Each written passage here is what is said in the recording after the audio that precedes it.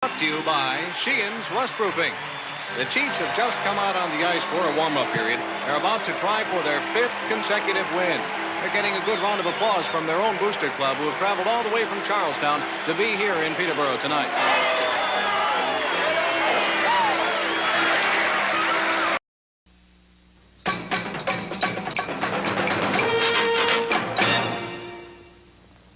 Need more energy throughout the day? Looking for a kick to your workout? RockinThatIDLife.com has you covered with delicious flavors you've grown to love in tropical fruit and mixed berry, but now fall in love with the new fruit punch and orange flavors. Try them all at RockinThatIDLife.com. Realtor Mike Burgoyne with Real Brokerage LLC makes the moving process easier. Work with a realtor who plays and studies the game and will work as hard as the boys on the ice to get you the best deal. Check out Mike on the web at strikewithmike.com and jumpstart your move today. That's strikewithmike.com. Welcome to episode 8 of season 11 of Let's Go Blues Radio, which is episode number 384 all the time. I'm Kurt Price. My co-hosts for the big post-game show are Bill Day and Jeff Ponder. Thank you for joining us. This is our St. Louis Blues post-game show after the Blues knocked off the Blackhawks 5-2. We are the often imitated, never duplicated. I'm thinking of a steak, a thick, choice, juicy steak. We're the original St. Louis Blues hockey podcast. Special thanks to Dustin Paul at RockinThatIDLife.com, Realtor Mike Burgoyne at StrikeWithMike.com, and Steve Albers at CenterizeBrewery.com for proudly sponsoring the show. Please check them all out. Also, check out our online shop at letsgoblues.com for the very best in St. Louis Blues themed t-shirts at a fair price. It's Wednesday, November 16th, and we're streaming live on YouTube, Facebook, and Twitter. To interact with the show on social media, our handle is on the socials is at LGB Radio. Just search for us, you'll find us. And if you haven't already done so, please like, follow, subscribe, ring the bell, buy a t-shirt from our shop, and do whatever you can do to help us out. And we're also on Mastodon now. That platform has been gaining steam recently as a Twitter alternative, so look for us on there if you're a Mastodon user. We cross-post with Twitter, so what we post on Twitter will show up on Mastodon on the show's account. Let's hope that Mastodon does not go extinct. Nice. You were saving that all day. Goodbye, everybody. I'm out. Tip your waitress. It's kind of cool over there, actually, Mastodon. It just needs more content, I think. There's an edit button. You can post they call it a toot. It's not a tweet, it's a toot, which I kind of love, actually. Yep. You toot over at Mastodon. And there's an edit. You post something and you can edit it after. That's kind of cool. I hear if you stand behind a Mastodon when it toots, it could kill you. I've heard that. I heard that somewhere. And there's also a dark mode, so don't forget to enable dark mode for your dark mode lovers. I was on regular mode for a while. I'm like, this is too bright. Oh, it's dark mode. Very nice. So now we're on YouTube, Twitter, Facebook, Instagram, Discord, Mastodon. And I think that's it, right? Friendster, we're no longer on Friendster. We had a falling out with Friendster people. The agenda for tonight includes discussion about obviously tonight's Blues Blackhawks game, as well as washed-up goalie Scott Darling publicly dragged St. Louis through the mud. We'll reflect on the statement game versus Colorado on Monday, and Greg Wyshynski refuses to leave his blind advanced stats echo chamber, and he continues to get Blues goaltending wrong. All that and more on Let's Go Blues Radio. You ready to talk some hockey, boys? We're going to talk hockey? I mean, we can. That's why we were, waiting on Jeff. We were going to start about 20 minutes ago. Actually, I'm waiting on me too. Bill was here first. Yeah, there was Bill. Wow, how about that? Oh, Bill. Right. I know. And I'm like, the slow one up the stairs after this one, and nobody's here. Actually, Kurt was here, but wasn't plugged in, so couldn't hear anything I was saying. Yeah, I was busy. I was going to be ready in 10 minutes and it'd be in 25. That was pretty bad. Not my fault. No, and that's, let's face it. Whenever we're late, it's not our fault. It's our kids' fault. Right? Sometimes the kids, Always. you're like, you tell them to do something and you go do something while they're supposed to be doing something, like getting ready for bed, and you come back doing what you're doing to finish up, and they hadn't even started what they're supposed to do. I was like, guys, come on, let's go. Yep. I did hear you get paged. Yes. Yeah, I did get paged. I was already up there, though. Yeah, that is funny. Whenever every now and then you'll be getting ready for the show, and I'll be kind of sitting here, messing with stuff here, and then I'll just hear, "Daddy, Dad," and I'm like, Yeah. I don't have a kid that says that. Oh, that must be at Kurt's house. Yeah, that's my kids. They Yep. we have the Google Homes in every room, and they use intercoms, and so they're too late. They're lazy kids. They just don't want to come down and ask me something. Right. Well, and for me, there's just a lot. Honestly, there is a ton going on in my life right now. So life has just been very hectic. This is going to sound bad, and we're going to get into this in a second, but I'm looking forward to Sunday, the day after Saturday, because goddamn, boys, I'm dealing with a lot here. With the tournament, Pressure of the cup will be off. Yes, I'm looking forward. I don't care if I lose all the games. I just want as much fun as Saturday is. I am looking forward to it being over because it has been a stressor this year for sure. So speaking of which, you still looking for skaters for the Ponder Cup? A few? Yeah, 2 skater spots open, potentially 1 by morning. Hopefully none by morning. We'll see. But yeah, so if you're interested in playing Stanley Ponder Cup Memorial Tournament, drop in stl.com is where you can find out more information. That is dropinstl.com. And if you just want to come on Saturday, I'll show you guys this stuff really quick. Something I know Bill is interested in. Yeah. Patrick Waugh. About what time the raffles be drawn? Don't worry about it for you, Bill. I will have your back if you can't stay late, but typically the jerseys go last, so that'll be right before the championship game. There you go. And then we got one more bad boy here. So for the podcast folks, you were holding up the Montreal jersey, and then now it's the Blues, the Montreal Wild jersey, and now Blues. Who's that? That's a Winter Classic. This is a Winter Classic Braden Shin jersey here. Last year's Winter Classic. Yes, last year's Winter Classic. So yeah, both those jerseys are up for raffle. But yes. 22. Yep. Yeah. But yeah, it's a good time. Again, if you want to show up for the raffles, that really, Bill, our tournament, we have pushed it up a lot.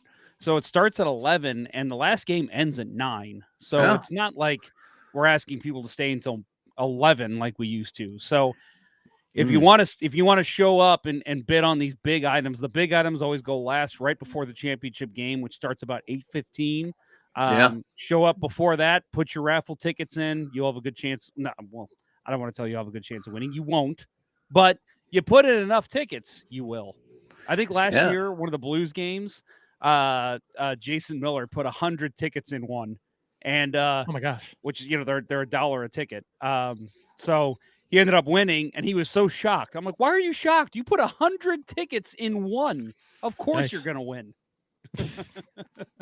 Yeah, no, that's timing wise. That actually will work pretty well. I was planning on going paying my mom a visit, and she's halfway out to Queenie, so can head out there after that. Be there for the last couple games. Austin says he'll be there late this year, so you're playing Austin. I'm a little confused by that. Maybe he means he won't be there for the start of the tournament, but he'll be there for his team's first game. No, I think what he's saying is he'll be there for the championship game. Oh, that is what he's saying. Okay, I get it. Yeah, we'll see. You know what, Austin? I think he's played in the championship every year he's played, but his team has not won. So he is destined for second place. Yeah, the Pat Maroon of the tournaments. And then I mean staying late. Yeah. We'll be and also too, if you for whatever reason you got plans Saturday and you won't be you won't be able to make it out to the tournament till say 9:30, but you still want to show up, come over and have a beer. We'll all be hanging out there until at least midnight. So show up, bid on stuff. Come play if you're available. Like I said, 2 skater spots available. Go to dropinstl.com for more on that. Either way, it's a great time on Saturday. Hope to see you boys out there and hope to see a lot of you out there as well that are listening. The official beers of this episode, it's we're on episode 384. Is that right? 384, yeah. 384. That's what it says in the yearbook, Jim. That's beautiful. I love it. You can follow each of us on the Untapped app. My handle is cprice12, Jeff's is jpound94, and Bill's is Billy Blue Note 33. What do you got, sir? We are celebrating a 4-game win streak tonight. So I brought out the heavy artillery. Actually, the first time I think I've ever had this beer from this brewery, and this is damn good beer. So I have wrong way. Death's Tar by Revolution Brewing. It's a 14.8% ABV Imperial Stout. Nice. Bill will not be working tomorrow. I will not be working well tomorrow. It is incredibly boozy, as you would expect, at 14.8%. Really, really heavy. And yeah, it's exactly what I was hoping it would be. And love the name. As I said in my Untapped post, that's no moon. It's a boozy ass space station. Nice. Very cool. Jeff, what do you got?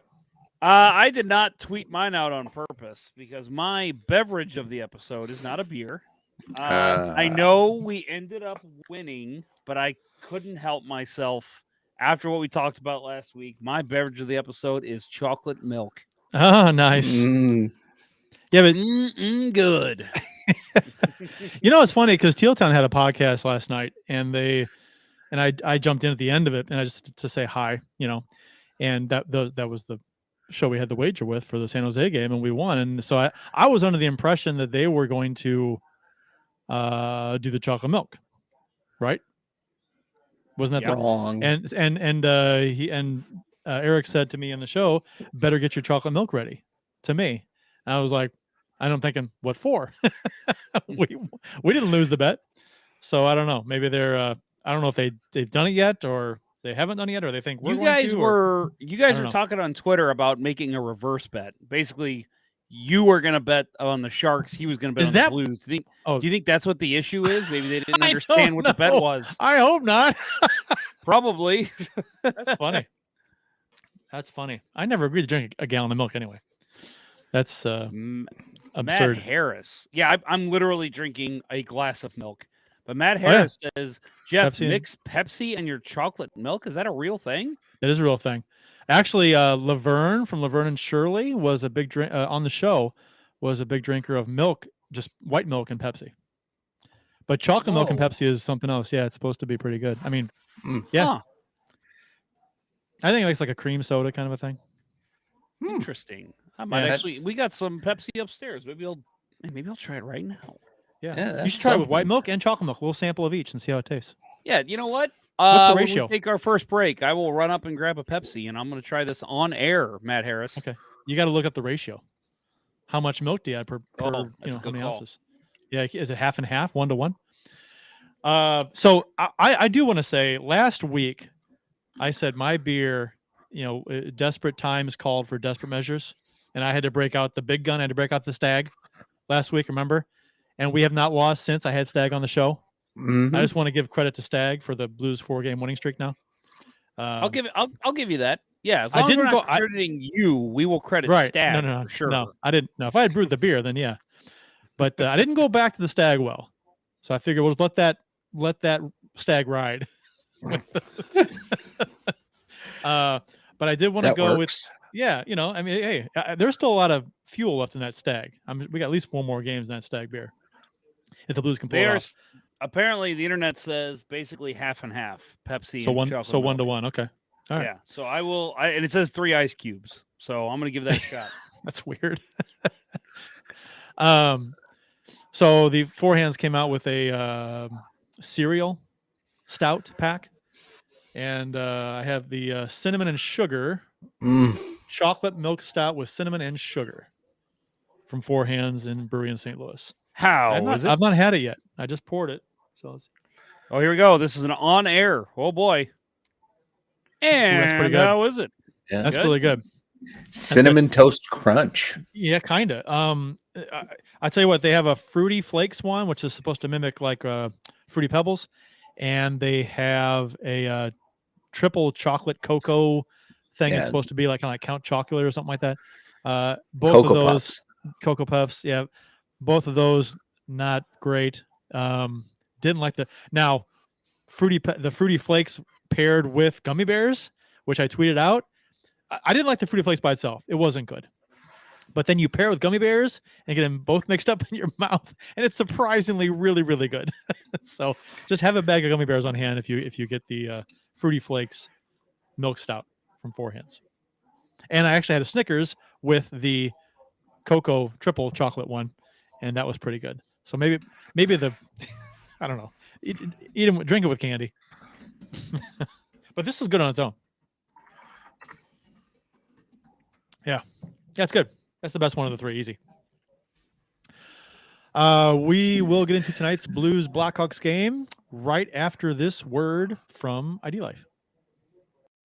Every beer league hockey night, I grab my hockey bag and sticks and throw them in the trunk of my car. And the very next thing I do, I mix up a boost of energy courtesy of rockinthatidlife.com. It's formulated to break up its delivery in 3 ways, which helps me get through all 3 periods of hockey. Phase 1 provides a rapid onset of energy, concentration, alertness, and motivation. By period 2, I'm receiving a dose of sustained energy, increased focus, metabolism, cognitive function, performance, and feelings of well-being, which I need with the way I play. In Phase 3, I'm getting fatigue protection without jitters and crash, an elevated mood, and a reduction of fluid retention to help me make the big play when it counts. This same triphasic approach helps me when I drink it during work hours or simply just for a pick-me-up when I need it. Try one of the 4 energy flavors by visiting rockinthatidlife.com, but make sure to email Dustin at rockinthatidlife@gmail.com and tell him Let's Go Blues Radio sent you to receive an additional 10% off your order. That's rockinthatidlife.com. So Blues had won 3 straight. Okay, they had the 8-game losing streak, which everyone was depressed and confused and angry and irritated about. So then they beat San Jose. Since our last show, they beat San Jose, and which was okay, not that unexpected. San Jose was struggling too, so we beat them. And then the big test was Vegas. Best team in the league, right? And then they had an 8-game winning streak, and then we beat Vegas. And it's like, oh wow, okay. Great. And they played really well. And then the game against Colorado, so it's 3 straight. It's like, wow. And then it's okay, we're feeling pretty good coming against into the Chicago game earlier tonight. And then Scott Darling decides to, I don't know, wants to reignite the rivalry, I guess, or piss off Blues fans or irritate, you know how it is when someone calls out your city, you get people getting all upset. It was pretty funny. So that kind of set the stage for tonight in some ways. If you're not familiar with what he said, let's see if I can get it on. Can you guys hear this? Let's see if I can pull it up. I had it up and I had to close it down. This is good radio. By the way, the before you're doing that, working on the Pepsi and chocolate milk. Unfortunately, I only have wild cherry Pepsi. I do not have regular Pepsi. That can't be. Well, it's actually not bad. It's pretty good. I would like to try it with regular Pepsi. It's not something I would drink all the time, but it's really not bad. You poured a big cup. You went. What if you didn't like it? You should went Dixie cup. I would have drank it anyway.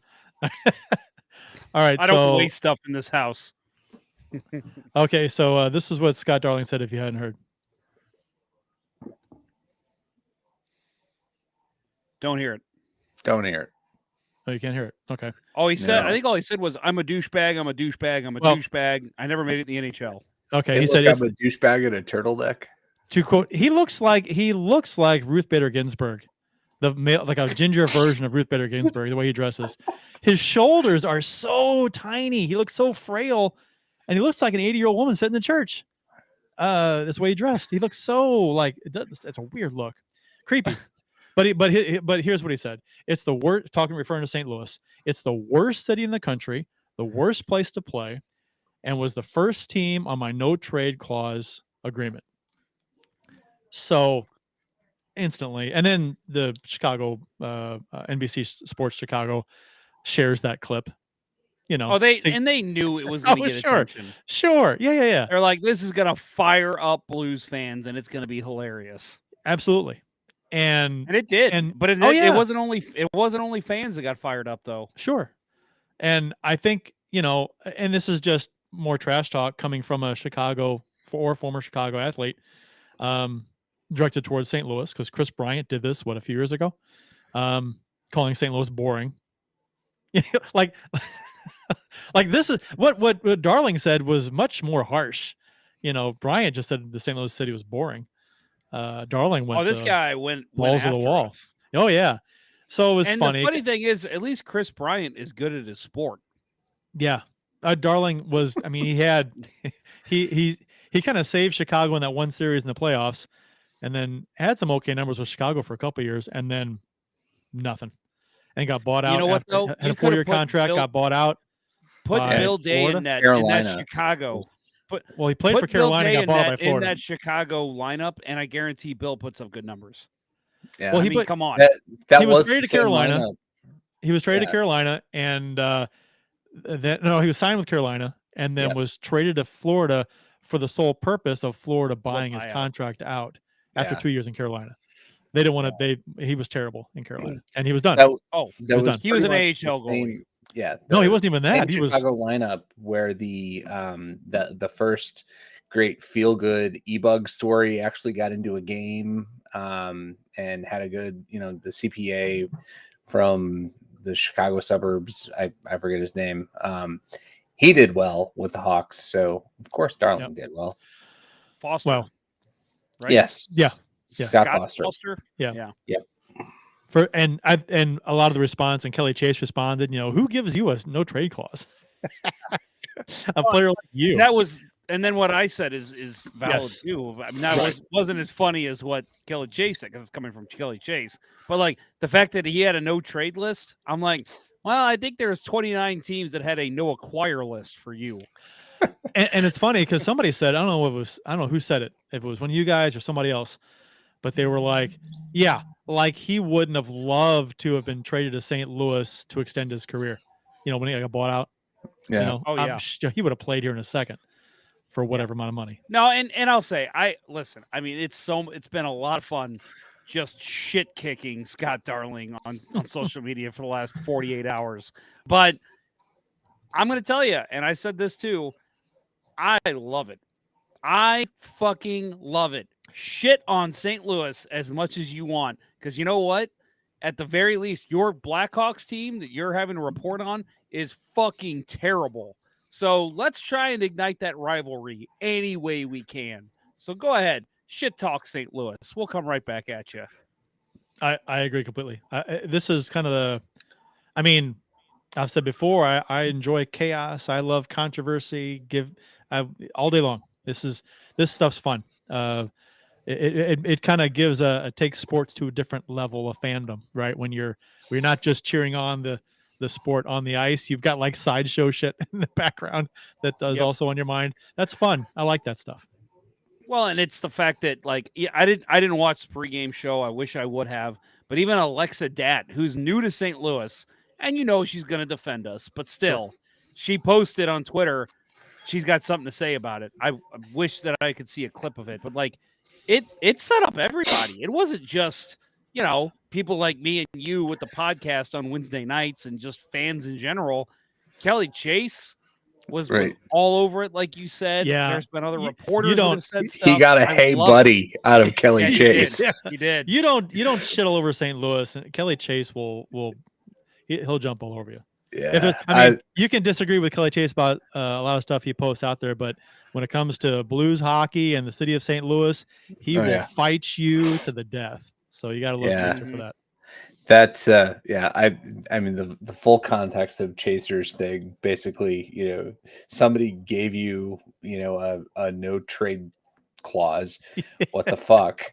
And we wouldn't have acquired you because our thought was, let's call up the guy that was otherwise going to go to the ECHL, and he won us a cup. So we didn't need you. Yeah, our scouting department was good enough to not want to trade for you. Yeah, exactly. Yep.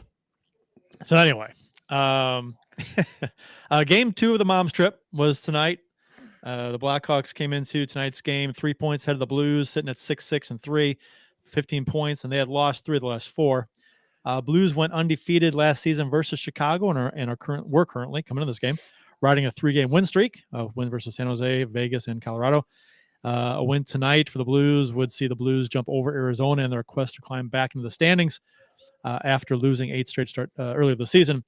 Hawks started Arvid Soderblom, and when I first heard the name, I thought, oh, he was on head of the class, wasn't he? Arvid. He was 2-2-1. Good numbers this year. 9.31 save percentage with 2.6 GAA. It was only his 8th career start in the NHL, and his first ever start versus the Blues. Parayko was a late scratch for this game after playing 25 minutes, I think it was, versus Colorado on Monday. So Tyler Tucker made his NHL debut, filling in for Parayko tonight. Guys, I just want to ask. I mean, you guys stopped watching Blues games, right? Like after the 8-game losing streak, you just completely stopped watching. All we need to do is look at analytics. I don't watch Blues games at all. I form my total opinion is formed by stats. Yeah, that's all. All I got to do is look at the stats. I don't even watch hockey anymore. I've stopped watching. Don't have I to understand the game because you don't have to watch it anymore. Don't have to. Stats look are at all your encompassing. analytics. That's all you got to do. Sure. So that's what I do every night. I look at the analytics and I say, I know more than anyone who watched those games. Right. And in fact, I'm gonna go call somebody and tell them they're wrong. A journalist. Yeah. Wait a minute. Online. You're the idiot that watched the 2.5, 3 hours of that game. Yeah. Mm-hmm. You moron. You could have just looked at the stats. It's like Cliff Notes in high school. Same thing as reading the book.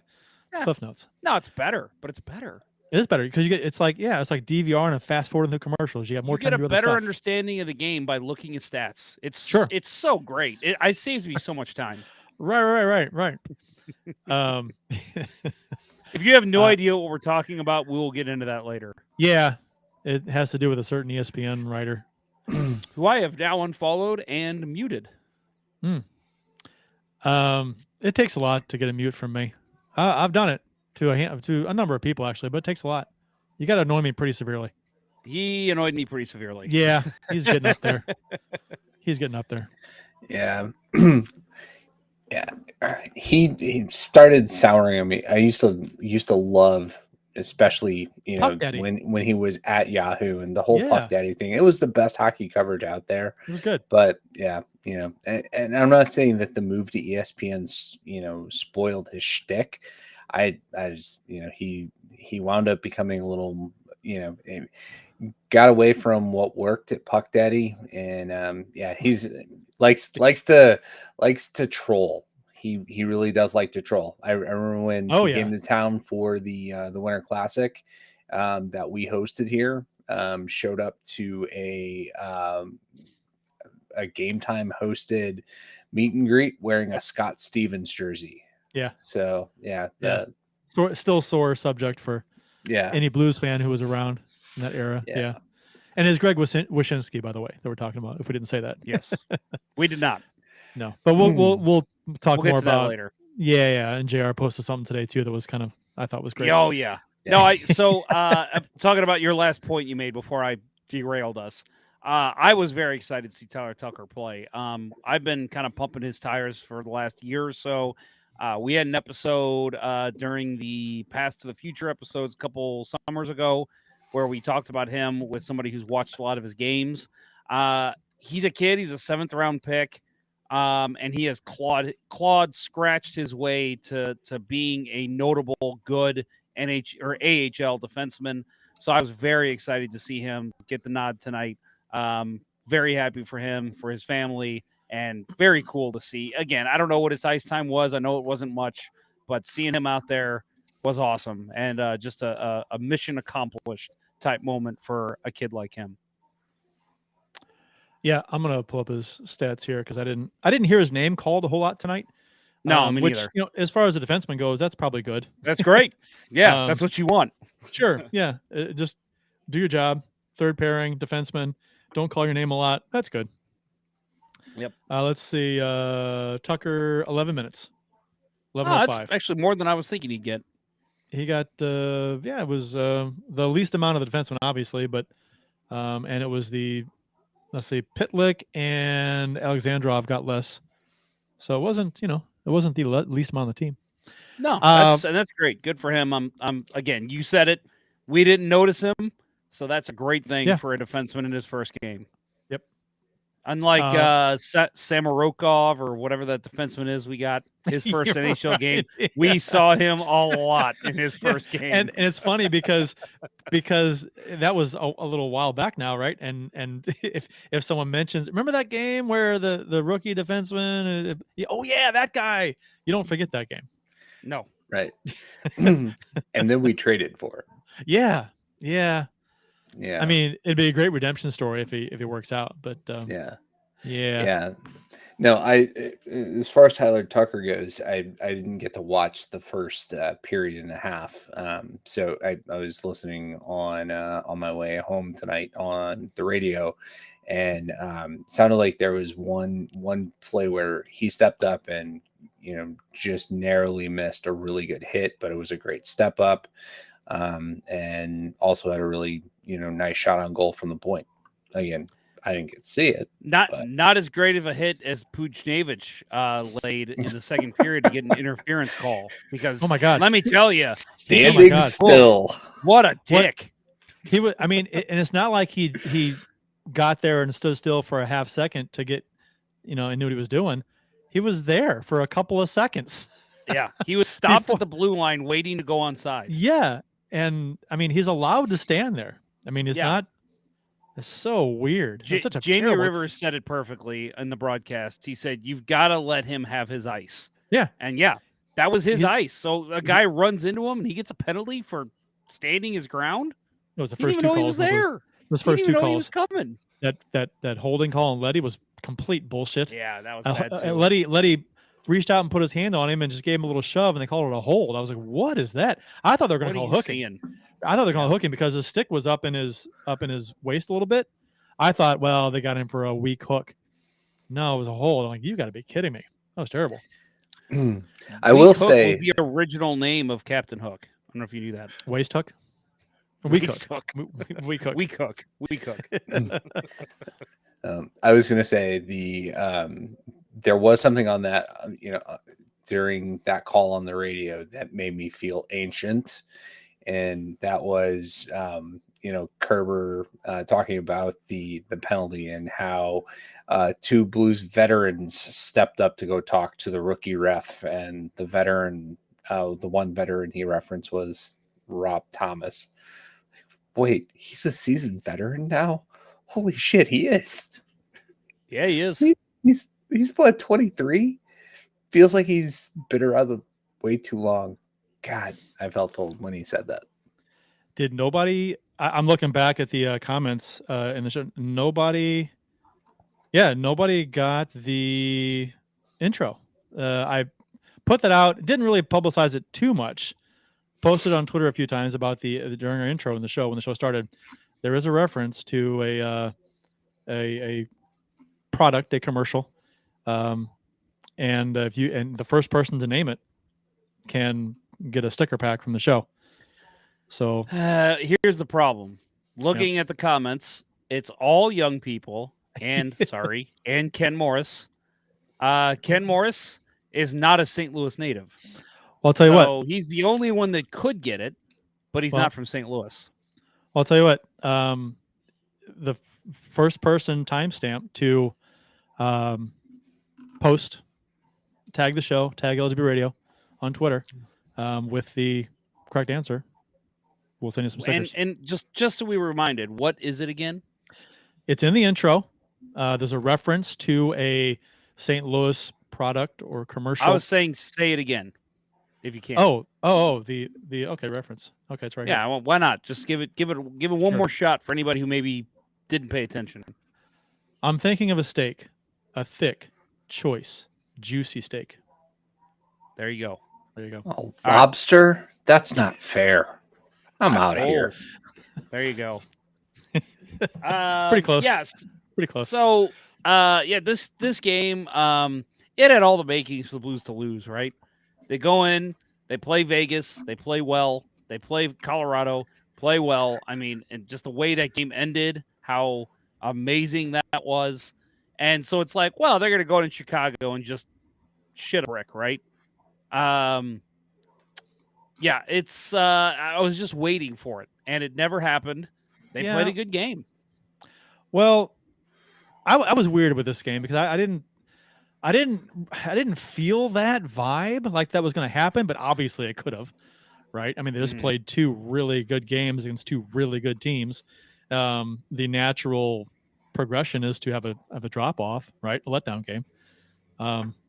Didn't happen. So that's pretty cool. I didn't feel the vibe at all during the game. I was feeling it going in. Yeah, well, when the game first started, I thought Chicago had some decent zone time, and it was kind of back and forth. I thought, okay, well, Chicago's coming. They want to win. They're coming to play. But then, about halfway through the first period, it just started to tilt the other way for the Blues, and they had the better the play most of the rest of the game. So, I thought, first period, fantastic glove save by Bennington, 2-on-1, one of the better saves. You don't see many better glove saves than that. That was fantastic. That was great. Sliding across, 2-on-1. It's going in just inside the post. And, snags it. It doesn't hit his glove. He has to have it up to catch it. We're pretty good in my house of like when the game's on, there's not a whole lot of conversation. Every now and then we all do it. We'll be in the middle of like some kind of serious discussion, watching the game, and then something like that happens, and you just jump up. Whoa! Yeah, and that's exactly what happened. My wife and I are having this serious discussion about something, and the minute that happened, it's like I completely forgot my wife was even there, and I was just like, "Whoa! What a save!" What were we talking about? Oops, sorry. Oh, we have a bit of a controversy here in the chat. I'm gonna have to say, okay. So the Meeker says what was arbiter. Yeah, the Meeker says what was Dan Deerdorf's place as the answer to the question we had in the intro, and that's not quite right. And then Austin Lynch says Deerdorf and Hart Steakhouse, which is correct. But employees of the show are not eligible. He's not an employee of the show. Tell you what, here's what we do. The Meeker was close. I say we give it to him. And Austin, I will see you on Saturday. I'll bring you some stickers. They both win. All right. The Meeker, go ahead and DM at LGB Radio or at Kurt Price or whatever. Your contact info if you want, and we'll shoot you over some stickers. Yeah. Or email it to us at radio@letsgoblues.com. That works too. Matt Harris says, that Bennington glove save was sexy. It was. Yes, it was. And I agree with you, Jeff, that I was in the kitchen watching it, and I said, oh, my God, Bennington. And my daughter's in the other room, and she goes, what? I missed it. And she ran in. I said, all right, let's rewind it. Yeah, it was so odd. Like I said, it happens in this house maybe once a week at most, but it was one of those moments where it was a pretty serious discussion, and I just totally cut her off. It was just like, I got to react to this, Sorry, honey. Then Kylie Rosen puts the Blues up 1-0 with his 4th point in his last 4 games. A shot from the point that goes off Hawk defenseman Alec Regula, glove side on Soderblom. Take the bounce. You put the what do they say? That there's never a bad shot on goal, which I disagree with. There are bad shots on goal, but you put the puck on net, good things happen. That's what happened here.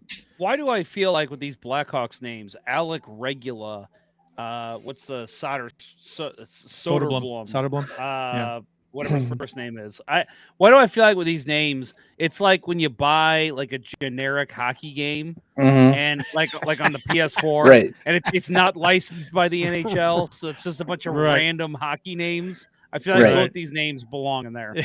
Yeah, I was gonna say, and I don't, Drake Caggiula, right? Former Blackhawk Drake Caggiula. That's what I thought of at first. And then Soderblom, all I could think of was this guy. I'm holding up for Soderstrom? the podcasters. Soderstrom. Yeah. Tommy Soderstrom had an amazing run for Team Sweden. Couple good years in Philly, couple good years on the Isle. But yeah, every time definitely felt like Dollar Tree acquisitions for Dollar the Tree Chicago players. Blackhawks. Every time I meet somebody named a grown person, a grown adult named Tommy, I think of Tommy Soderstrom every time. Okay. Like I want to say that to them, like, oh, like Tommy Soderstrom, but I'm like, you'll have no idea who that is. Took a wicked slap shot from Steve Larmer off that cage, and I used to wear that exact cage style that he used, and that's difficult. Like that had some really good protection. He took it was one of the Canada Cups, took a slap shot off the face from Steve Larmer, and it totally bloodied his face. It's just one of the scariest moments. Austin Lynch said, I'm going to need some LGB sponsor stickers for my helmet. We don't have any helmet size stickers. We should get some. Yeah, I was gonna say that's a good idea. Actually, I would wear those too. Yeah. But yeah, I mean, I guess the smallest one is like this one. I mean, look at the size of that compared to my head. That's pretty big. Right. And your head's huge. So. Right. Yes. Very large head. Yes. This is actually the size of a normal person's head. You can't put your head next to it for scale. You got to use a banana or something that everyone knows the size of. Or a Pepsi. How about that? A Pepsi can. Right. Yeah. Yeah. So a terrible call on Leddy to end the first period, which we talked about. It was not a penalty.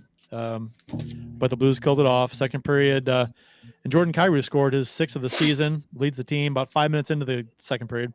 Fantastic backhand pass by Leddy across the grain to Kyrou in the zone, whose stick handles across the middle, which as he was doing this, I was like, shoot. Yep. What are you doing? And because he's had a problem in the season of doing this and waiting too long and never getting a shot away or getting it poked away or whatever.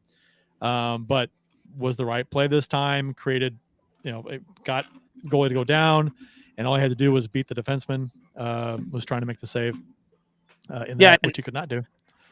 Yeah, I was trying to pull up Parayko from a couple weeks ago where he literally tried to play goal and kept Binnington from making the save.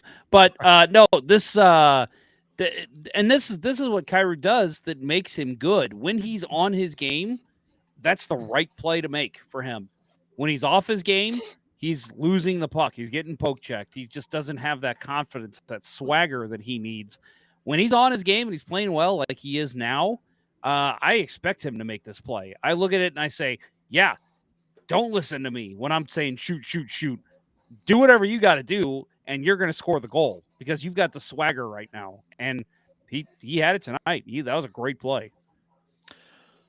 And the maker in the chat says it's okay. Austin got correct. Hey, shoot us your email. We'll shoot us your address. We'll send you some anyway. We want to send you something. We've got stickers to burn here, so we'll happily give them away. I literally use our stickers as firewood. That's how many we have. My basement's flooded with them. So it was a big goal for the Blues, put on 2-0 after killing off the penalty to start the second. And then the Hawks scored. Kane to Domi to. Every time I say Athanasiou's last name, I can't say it. I just want to say happy to see you, right? Happy to see you. Yeah, Athanasiou. Athanasiou. And got it. And no, it's Ath. Athanasiou. No, there's no and. Athanasiou. Athanasiou. Yeah, that's what I thought I said. Athanasiou. Got it. See, now I'm not saying it right. And you're the words lost all meaning. Yeah, and when you try and say a name instead of just talking, if you try and say it correctly, you usually fuck it up. Yep. Traverse but City. I feel like it's I fun to see you. Who got in behind Leddy, who drifted way out of position on this goal. You watch on the replay. And it's like, Leddy, come on, dude, what are you doing? And then he came in with we shot out of a cannon right at the middle. I guess that's Leddy's defense. Didn't see him come up the middle. Thought he had more time, but he came out of a cannon right at the middle. Came in with speed on Bennington. And I wanted to ask, and made a nice move to beat Bennington. And I wanted to ask Bill, the goalie on the panel, as a goalie, and you see something like this where a guy comes shooting up out of the middle with speed, way faster than anybody else, and you don't have time to really go out and come out of the goal as far as you want to challenge and back off as much as you want. What are you hoping for? Just like a reaction type save or what? I mean, because you're kind of stuck. Yeah. I mean, you hope you have time to identify who it is so you can maybe quickly get to what their tendencies are. But when it's somebody that fast, it's kind of hard to do. And yeah, I mean, in that situation, I'd probably try to seal everything down low and spread myself out. Okay. Tough. Yeah. I mean, it is. I felt bad for Bennington because it's like he comes in with speed and he came out to like the top of the crease, but couldn't come out any farther. And then he just gets beat. I mean, it's just coming in so fast. Bennington's been awful this year, though, so it's because you can't. You can't because ideally that I was guess an expected goal for. Because now what's the goal against the goal for the goalie in this situation? When a guy comes in, you come out as a goalie, and when you're going backwards to skating back towards the goal, you're supposed to almost kind of match his speed. Is that right? As you're going back in the goal, kind of, because you don't want him to come up on you too quick. You want to kind of, as he's coming in, you want to be about the same speed as he is going backwards, so as you have more time to make the save. Is that kind of the gist? That's the theory, right? You don't want to be able to get beat by him going around you. If he's trying to go around you, right? You need to be agile enough, and in order to be agile enough, you have to have speed. You can't be standing still. You know, if that was me, I would have just like laid down flat and tried to trip him. But that's why I'm not an NHL goalie. Because he did get kind of walked around. Because he came out to the crease and then he can't go back. He's just coming in so fast. Yeah. It tells me he probably didn't realize who it was that was coming in on him. Yeah. That's a very good call. I think you're right. So the Blues get a shorthanded goal by Ryan O'Reilly. This came after a bad call again. Wyshynski, we touched on earlier, is standing at the blue line, waiting for the puck to go in the zone so he's staying on side. And he's there for maybe 2 seconds. I mean, it's a long time, right? And just gets run into and gets a penalty for anyone who's played ice hockey. This is a pretty standard move when you're basically skating ahead of everyone else, waiting for a pass. The pass doesn't come. So you just literally have to stand and wait while your player carries the puck in. And that's exactly what he did. He had to stop at the blue line, say, okay, I got to wait. Stand there waiting. Boom. Guy crashes right into him. He didn't even see him, right? It seemed like Buchnevich didn't even know he was there. He might have at the last second. But at the same time, it doesn't matter. I mean, he's still just standing there. And the guy, this isn't basketball. This isn't, what is that called? That's called charging, right? Called a pick. Or pick. Yeah, pick. Yeah. That makes way more sense. But yeah, I mean, he's standing there. And the guy runs right into him. And the referee throws his arm up. Buchnevich is, I mean, we see it all the time. But this is one of those situations where Buchnevich is like, me? Wait, yeah. Me? Right. Are you sure? Right. Like, what are you seeing that I didn't see? It's funny because there are certain players that when they complain about a call against them and how they complain, certain players you instantly know, well, that's a bad call, right? Yeah. Because that player is not going to complain like this, or he genuinely thinks it wasn't a penalty, and this is one of those times. Mm-hmm. But as I'm tweeting out my irritation with this call. Same here. Yeah, O'Reilly scores a shorthanded goal. So I'm like, okay, well, we'll take it.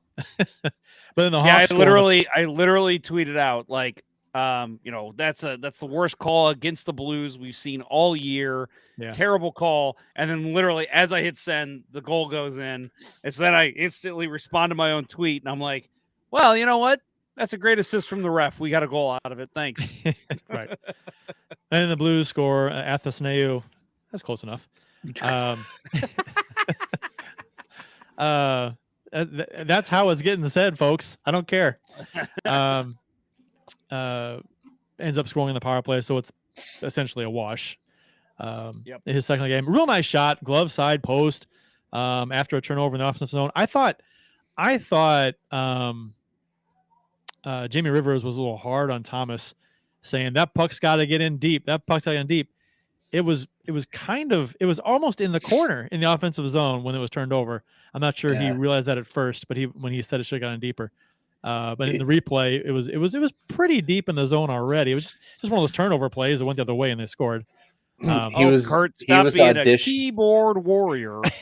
I was going to say, I think he was auditioning for, Penger's full-time replacement, clutching the pearls and yelling at the youngsters for getting the puck deep. Right, that is pure Pang. Yeah, right. So listen, I think that was a very good shot, and I think we all agree, great shot. But I wanted to ask Bill. I brought this up to you on Twitter because I was hoping it would prep you a little bit. I was still in the car. Well, shit. Never mind that. It did nothing. I did see it before the show. So I just think that I'm not going to say it's a weak goal on Binnington, but I felt like he kind of gave him the far side. Now I know it's like a 2-on-1, and you're trying to play the shooter, but I feel like he didn't make himself big enough. Maybe he didn't challenge enough. But as the goalie, again, I want to go to you. And what do you think? You think that was just a perfect shot? No goalie's going to save it, or do you think Binnington could have played it differently? No, I do think he could have challenged him more, and I think the fact what we talked about on the previous goal is probably why he didn't challenge him more. Right? He's not going to expect him to shoot from that far out. Right. After the movie just made, right? That's your instinct as a goalie, right? You're going back to what did this guy just beat me on, and I think Athanasiou made a great decision to shoot, and it was a hell of a shot.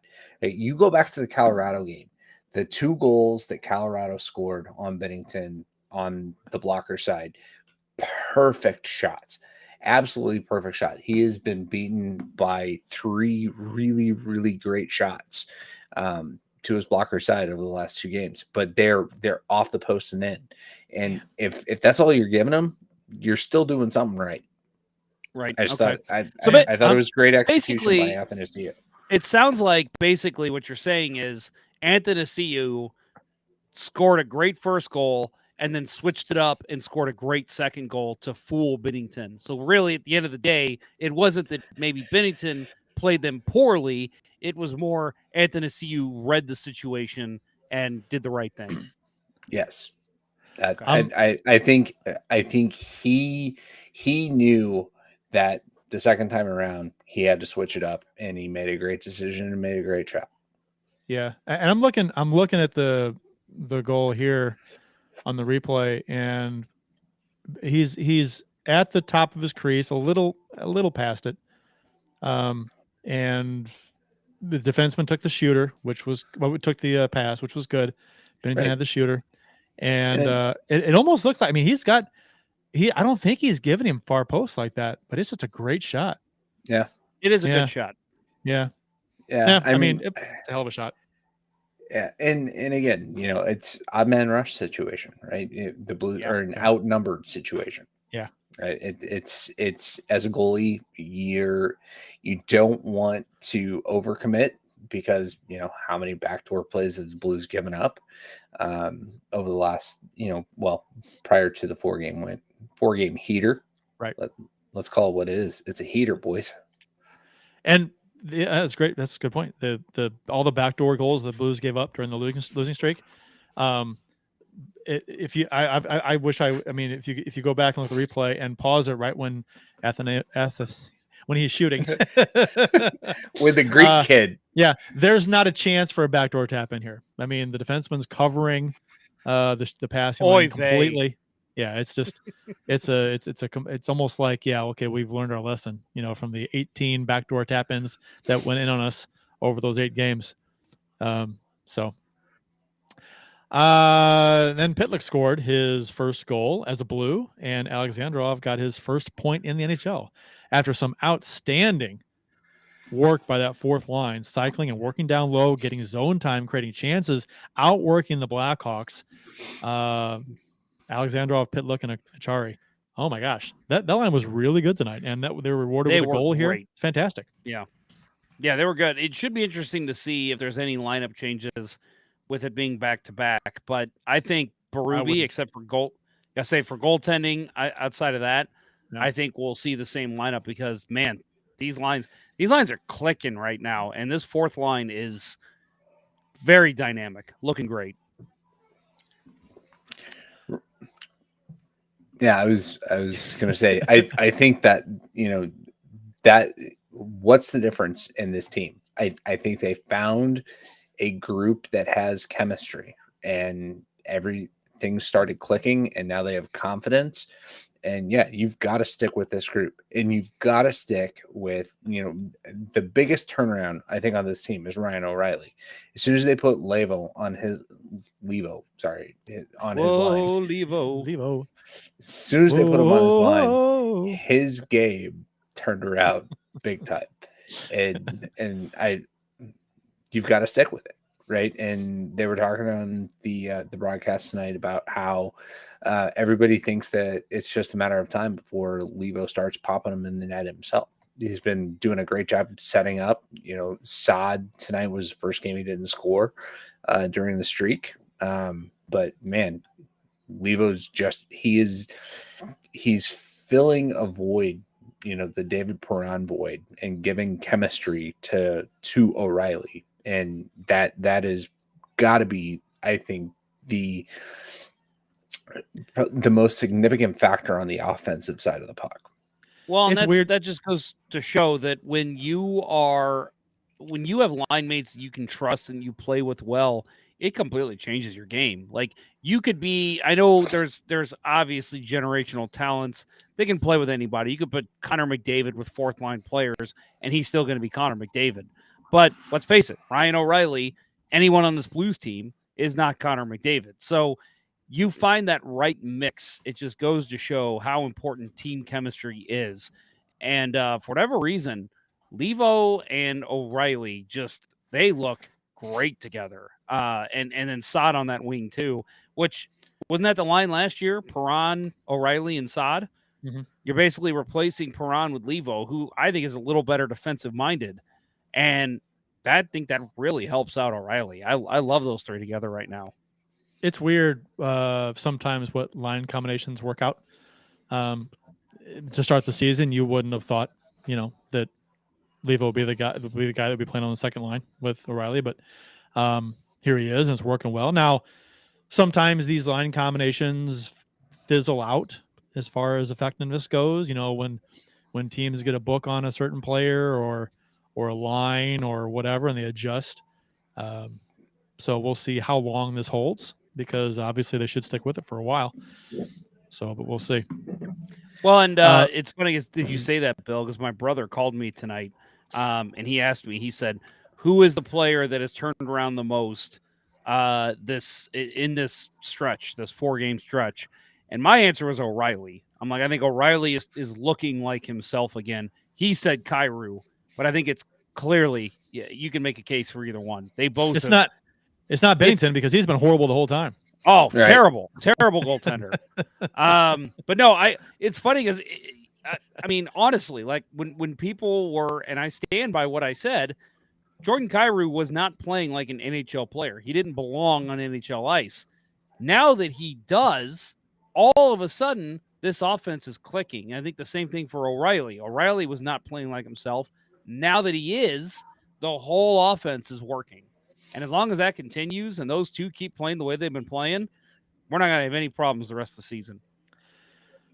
I was going to say, Ken points out both Pitlick and Achari have been great signings.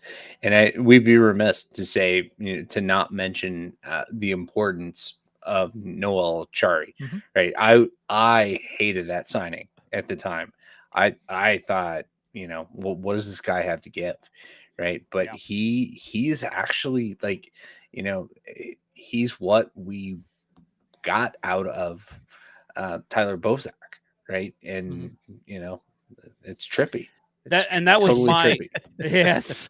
No, and that was exactly, and maybe Bozak transferred his energy to him in that trip. Maybe that's what happened. But Yeah. no, Delayed I reaction. figure yes, yes. But no, I feel like Achari has been and I thought this at the time why I liked the signing. I thought he was a slight improvement over Bozak, which I love Bozak. I really wish an NHL team would give him a shot because I think he still has some to give. But Eh, for a lesser team, you don't think he can still play on a fourth line? Mm. I think he's still got it. He was fine for the maybe, Blues last year. I'm sure. But some of these lesser teams might have younger guys they want to give those spots to. I don't know. Right. Yeah, And but don't you want your I veteran think presence to help coach him? yeah, I think his best Yeah. opportunity probably would be in Vancouver, right? Yeah. And it's they are totally going full court press on playing the youngsters. Maybe he wants Ken more. Morris- Maybe for him to come back and play. Maybe he wants like $1.5 million, and nobody wants to pay him that. Ken Morris, he asked, is Bozak retired from hockey? Not officially. I haven't checked to see if he's playing overseas or anything. I don't think he is, but right now he's just not. He's basically just a free agent. But anyway, I think Achari's an improvement over Bozak. I like that signing at the time. I like it even more now.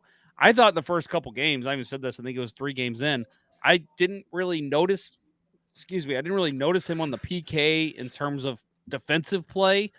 I think over time he's only gotten better for the Blues. Even in their bad stretch, I thought he was still playing pretty well. So I'm liking his game a lot. 5 goals in about a 7-minute span in the second period there for the Blues and Hawks. A lot of goals being scored, so you're wondering if this is going to like keep going in the third period, but it did not. The only goal in the third period was Barbashev scoring in a chance in alone off a pass from Kyrou. Super lazy play by a couple Blackhawk players coming back out of the offensive zone, and a bit of a misplay by the lone defending Hawk player, Caleb Jones, at the red line, created a 2-on-1 for St. Louis. Kyrou feeds Barbashev, who makes his mom happy by bearing a forehand deke breakaway stick side by Soderblom. And that was the final score, 5-2. Yeah, good game by the Blues. I thought you're on the road in Chicago and against a team that you never know how it's going to. I mean, even though Chicago's had the struggles, rivalry teams get up for games against their rivals. So you never know. And coming off the 2 big games like we talked about, how the Blues could have had a letdown game, they did not. And now the next up is on Washington tomorrow. So after the Blues snapped their 8-game losing streak, they had a statement game versus Colorado, which we will talk about on the other side of this break after this word from strikewithmike.com. In the magical 2019 playoff run, I was in the midst of buying my current home. Every time I spoke with my realtor, obviously, home buying was the discussion. But in the back of my mind, I couldn't stop thinking about what was destined to happen for our St. Louis hockey team. If only there were a realtor who could have walked me through the process, held my hand when needed, but was there to be a sounding board when I wanted to complain about a certain hand pass goal. Let realtor Mike Burgoyne with Real Brokerage be that for you. He'll have your needs top of mind as he skates you through the home buying or selling process, dangling you past any obstacles and assisting on all your home goals. Check out strikewithmike.com for more information or give him a call directly at 314-753-4060. That's Mike Burgoyne with Real Brokerage at strikewithmike.com, and that number again is 314-753-4060. Don't forget to tell Mike that Let's Go Blues Radio sent you. After the 8-game losing streak, the Blues beat San Jose to stamp that streak, then beat Vegas, then the best team in the West, then beat Colorado, the defending Cup champs, in Colorado in regulation, which if Colorado is anything like they were last season, they are a bitch at home to beat, and the Blues did it in regulation. So that was a lot of fans were kind of on edge, giving up on the season, defining this team in stone based on how they played the first, 10, 11 games. And things were looking bleak. And with a couple tough games coming up, you got the San Jose game, and you've got Vegas and Colorado. it just gets harder and harder. How can they possibly, survive this? Well, but and now they've I'll won 4 in say a row. too, with the game and going into San Jose, we were kind of a little bit doom and gloom. If they lost that game, we're like, well, shit. If they lose that, it's 9 because of how San Jose was playing what too. was Yes. happening. Right. One, because of what was coming after them too. It was Vegas, then Colorado, and it's just holy shit. This could be an 11-game losing streak if they lose that one. I thought if we lose to San Jose, I thought I'd have been on like pitchforks and torches for Mike Van Ryn's job. Yeah, if we that lost would to have San been Jose.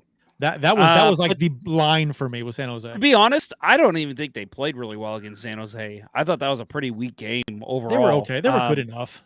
They were okay. And exactly good enough to win. Right. That's not exactly a ringing endorsement, No. but against San Jose, it was good enough to get the win, and they pulled it out. Beggars can't be choosers either because we had just lost 8 in a row. So you take. No, and that's what I'm saying. Is that right. I'm just saying they didn't come. I mean, I know you said that they were going to come out and score a ton of goals and win big. You wouldn't surprise you. Well, they scored 5. But they didn't win big. No, they scored 5 though. I know, but I'm just saying that. But Bennington sucked against San Jose. You would think this team should shit kick them. It should be a 7-1 game. But the way they were playing, you're like, I hope they just squeak out with a win. And they got the win. You're right. Beggars can't be choosers, but I thought they still got to play better if they want to get 2 wins against Vegas and Colorado. And I thought they got that win. They got the monkey off their back, the 8-game losing streak. They went into Vegas. I thought played a great game. And then they go to Colorado, and I think they play an even better game.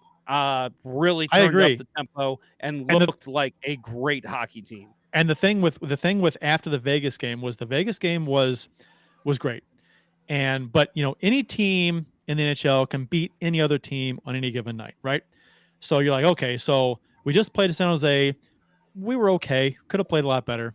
But this is the game where you're gonna this is like Judgment Day for we just broke this losing streak. How good can this team play? Because they're gonna have to play pretty good probably. And they played a really good game. But then it's Colorado following that game up because you're like, okay, well, you beat Vegas. Is that the start of a trend, or was that kind of a fluky blip? Where a lesser team beats a good team, which you see happen often. Right. Especially with, those, the 2 goals, back-to-back goals late in the second period. And O'Reilly's looked fluky. Right. Yeah. So did they just get lucky? Right. That's a very good point. Yeah. But then like you said, Jeff, they played the best game of the season. And you could put that game up against the games against Edmonton. They played fantastic against Colorado. And I thought the Colorado game was such a joy to watch. That game was fun.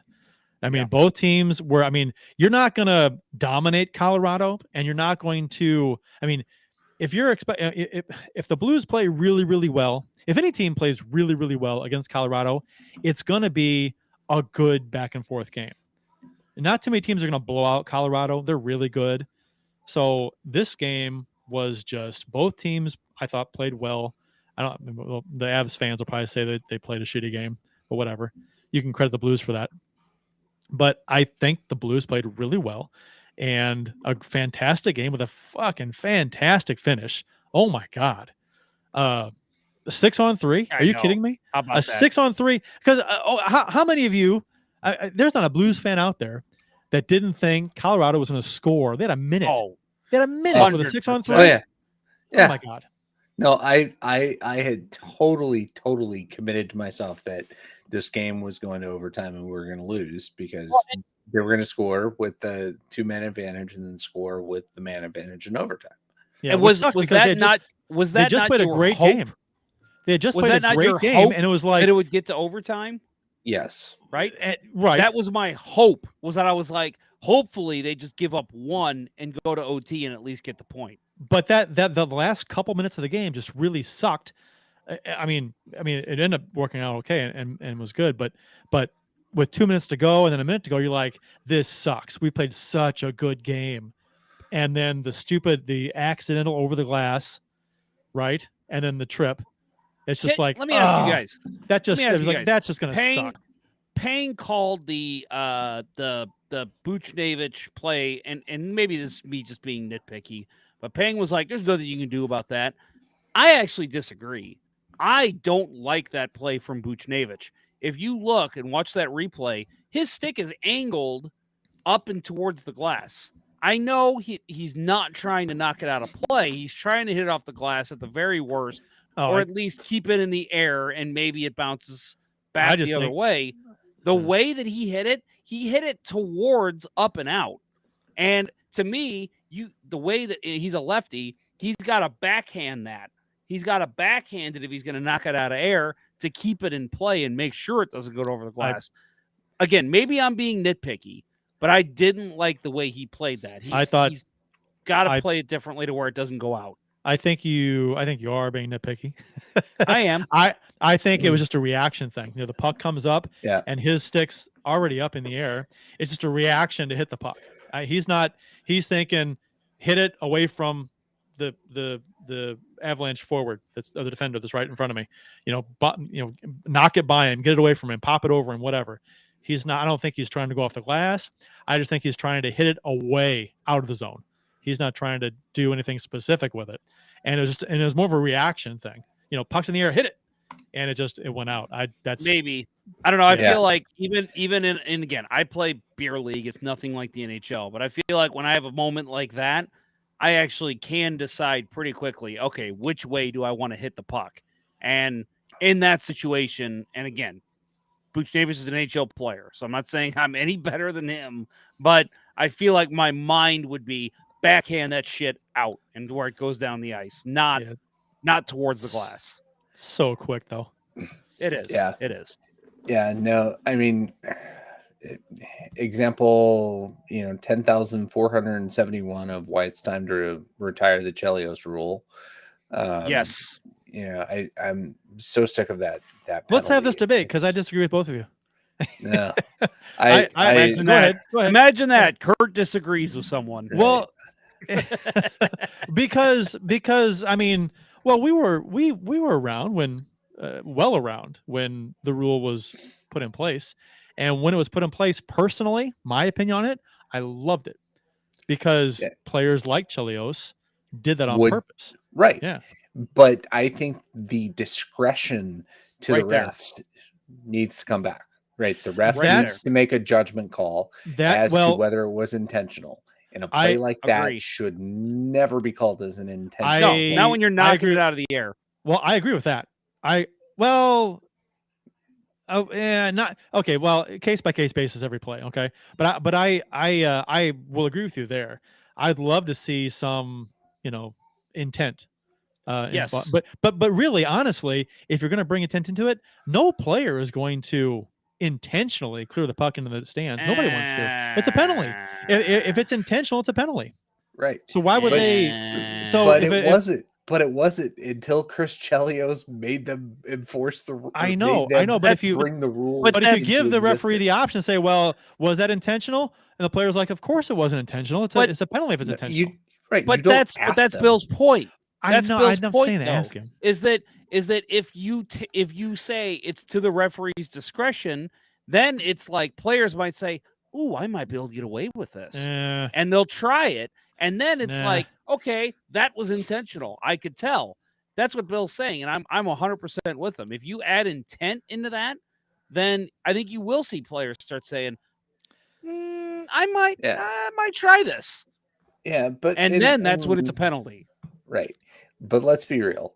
It increases scoring chances because it increases penalties and increases power play opportunities. The NHL is not going to do away with it. But I totally think that Buchnevich knows, right, where he is at that point. He's at the top of the zone. He knows that there's going to be a Colorado defenseman between him and the blue line. He's not going to let that puck hit the ice, right?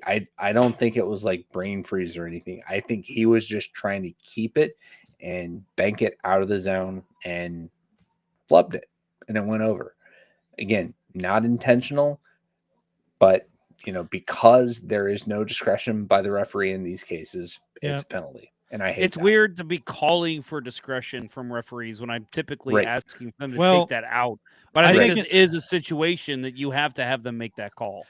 the more I think about it, I don't even know. I don't even know if that would. I mean, that would work in some cases, obviously, but I don't. I mean, if you, I was thinking in my head, okay, well, we'll just have change the rule to where if a player actively shoots the puck out, as opposed to batting it out of midair, like that's a completely different thing, right? If the puck's on the ice and a player shoots it and it goes over the glass from their own end, then that's a penalty, as opposed to a puck that's waist high and a player bats it to try and clear it and it goes over the glass, because obviously you have less control over the puck in that situation. And if it goes over the glass, well, that's probably not intentional. But if but it's kind of a reckless play, if you will, if you're shooting it and it goes over the glass. But even if you're not trying to control it as much. You take the time and control it to shoot it out. And the penalty, if you don't do that, if it goes out of play, is a penalty. You're still giving discretion to the referee of saying that. I know. I'm not saying not to give discretion. I'm just saying that to throw into the mix shooting as opposed versus like batting. You know what I mean? Like if you were to bat it out of midair like Wyshynski did, that would never be a penalty, even if a player does it on purpose. But even if you can tell he's on purpose. What if the puck is like a half an inch off the ice? And that's what I was thinking of. On end. And that's why you can't do discretion. That's why I think you do discretion. But how's a referee going to see that? You got to go to replay for that stuff, and no one wants that. I'm not saying we go to replay, and maybe they get the call wrong every now and then. Shit happens. They get calls wrong all the time. I think replay should be involved in puck over the glass. We've introduced it everywhere else.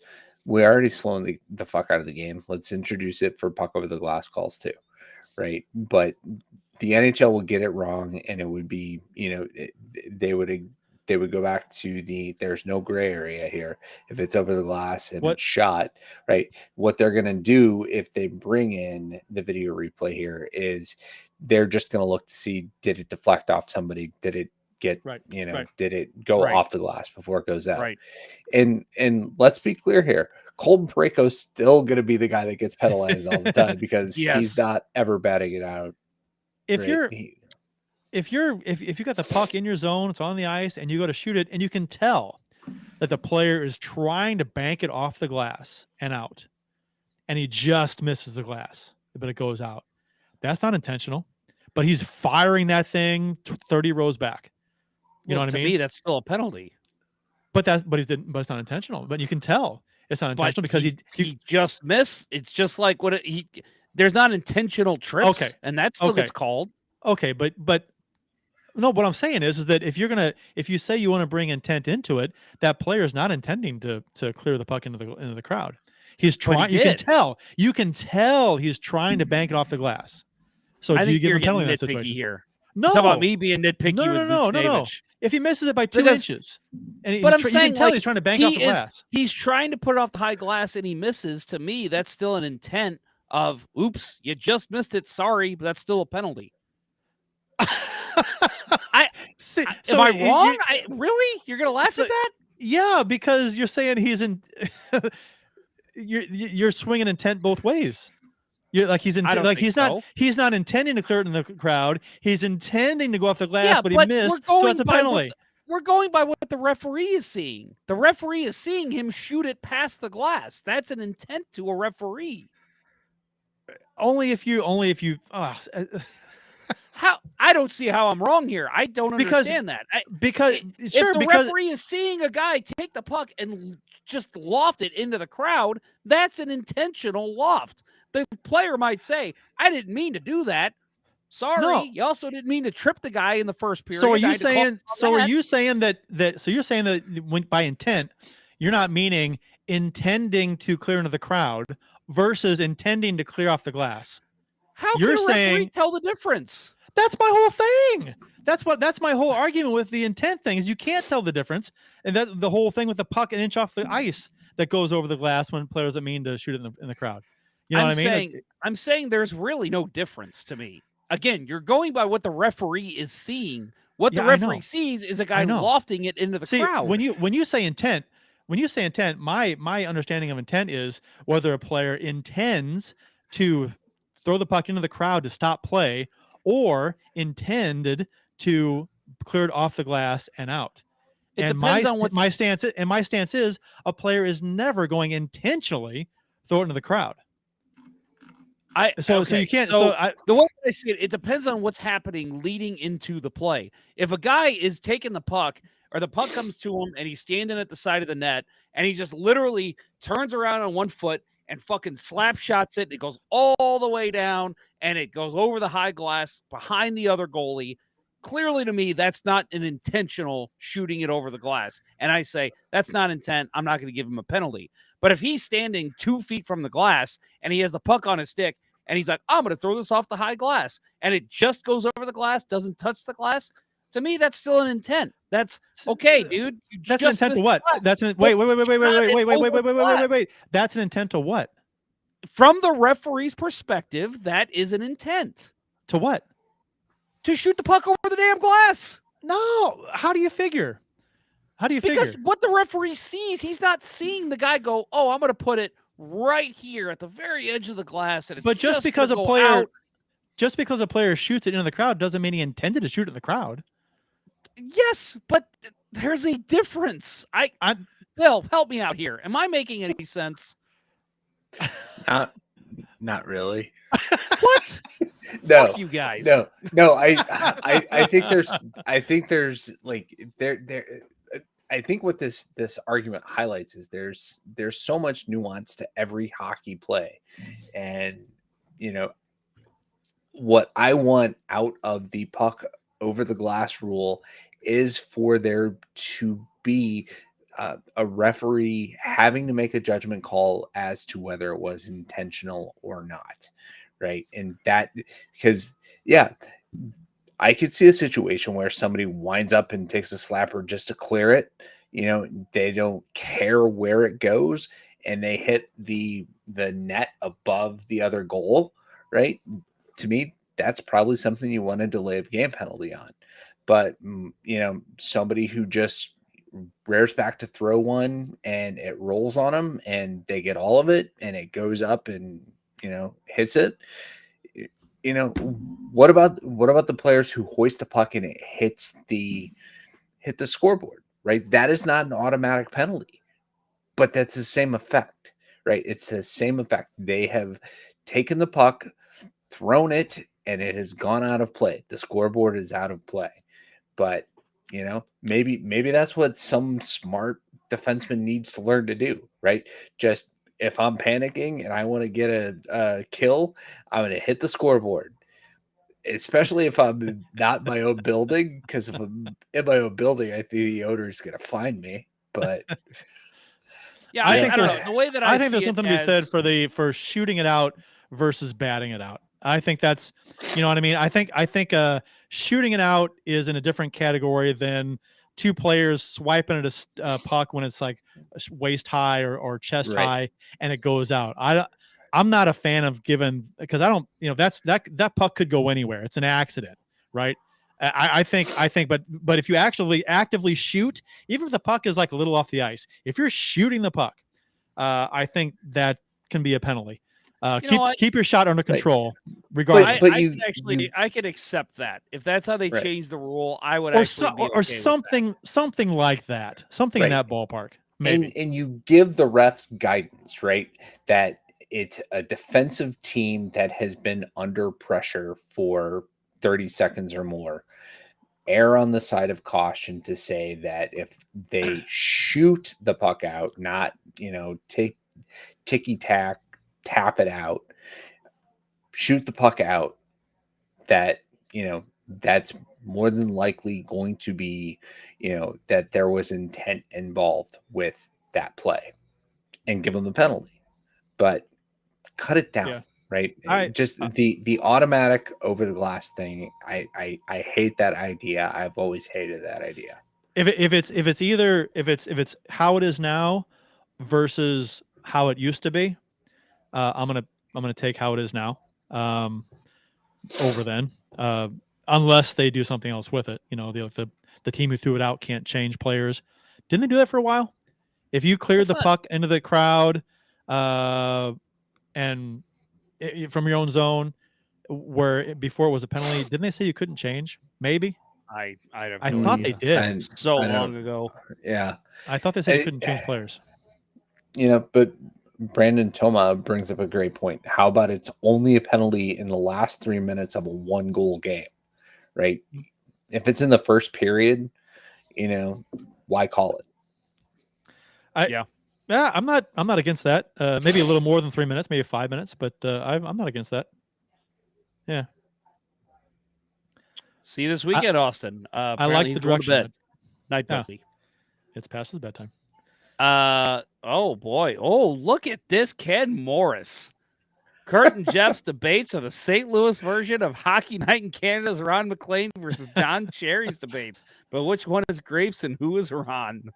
It's a great call. I love that. Thank you. That's high praise. I want to be Don Cherry. Oh, I'm more than happy to give you Don Cherry.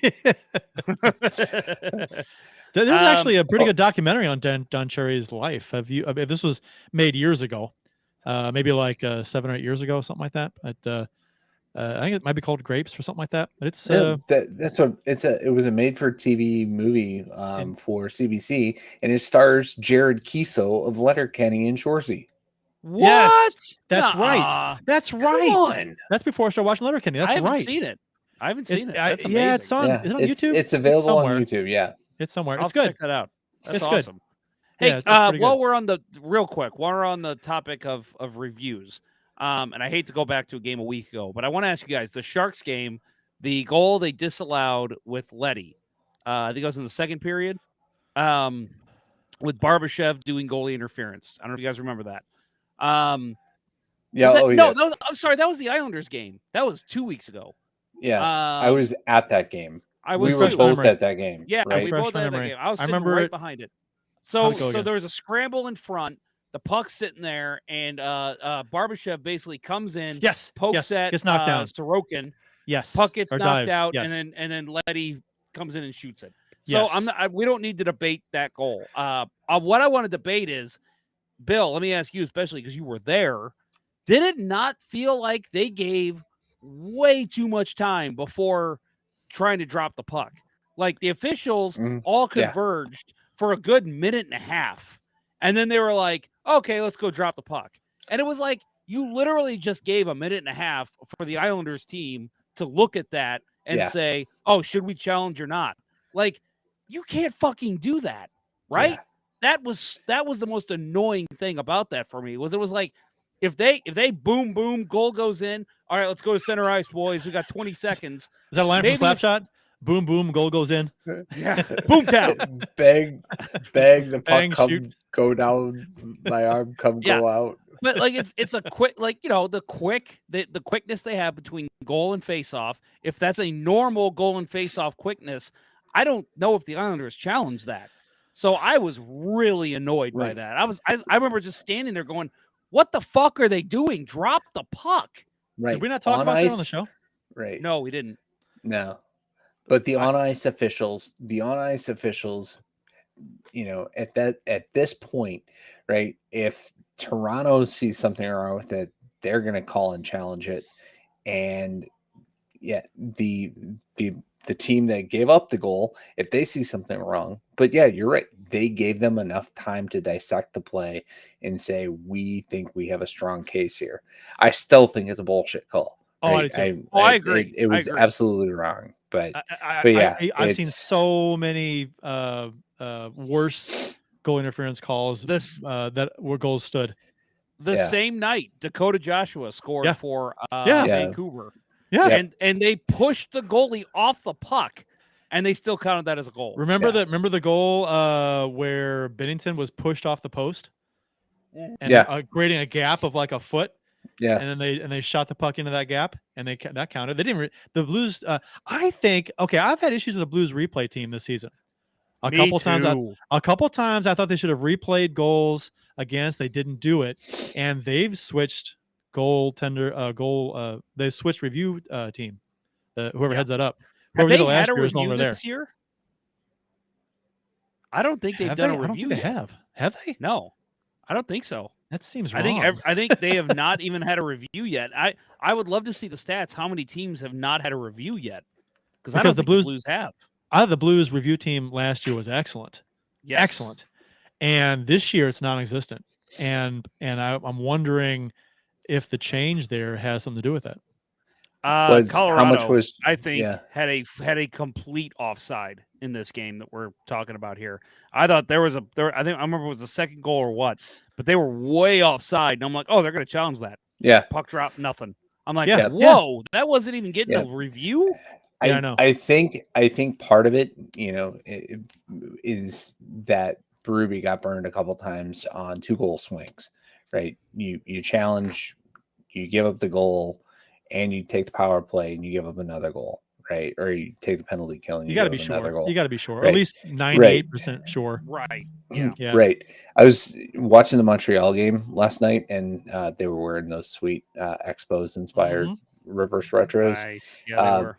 Yeah, beginning of the third period, terrible turnover by Cole Caulfield. But leading up to that play, New Jersey Thomas Tatar was totally offside, and it wasn't obvious, right away. But Marty St. Louis made the call, and it was one of those situations where they were already down, 3-1. If it goes to 4-1, the game's over.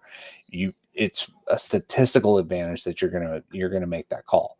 But I thought, while I was watching that, I'm like, Berube wouldn't challenge this.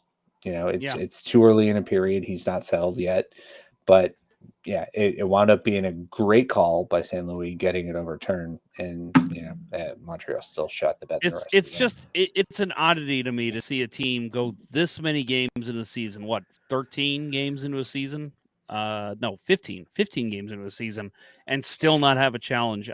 I can't point to, except for what I just said with the Colorado game, I can't point to anything in that 8-game streak where they could have challenged that I remember correctly. I'm like, yeah, maybe. But I'm sure there was something where it's like, okay, guys, we got a shot here. We're already down 4-1, 5-1, whatever. Let's take a shot here and see if we can get a power or get the goal called back. And seems like there's not even been deliberation from what we've seen from the Blues bench.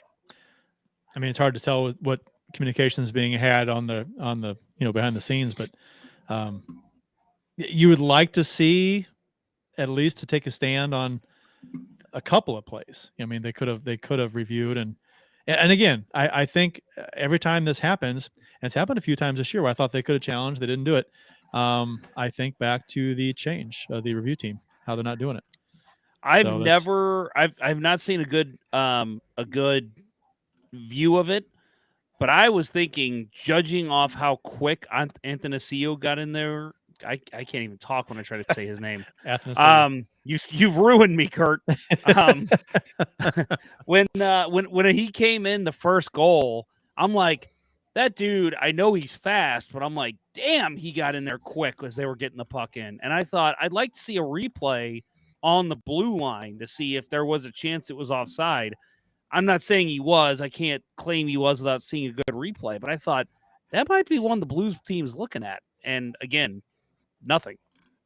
That was his, let's see, the second goal? I think it was his first goal. The first goal. Let's pull it up here. Let's see. I'll do a little play-by-play. Is anybody else not getting play-by-play brought to you by...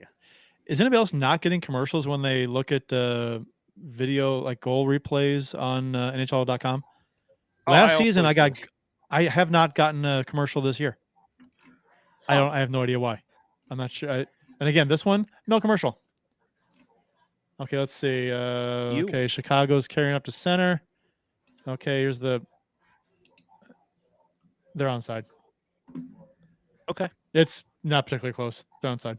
Okay. No, I just thought with how, and again, I know Athanasiou is one of the quickest players in the league, but I just thought with how quick he got in there, I'm like, damn, that's probably something the Blues team needs to look at. Well, it was the pass from Domi was to an area that Athanasiou skated into. So, and the puck's in the zone by about 4 feet, and Athanasiou is just getting the blue line right now. So, yeah. I don't know. I guess I just always assume that Chicago's cheating and lying. So it was so well executed. And Letty Yeah. was so far out of position that it looked like something had to be wrong in the play.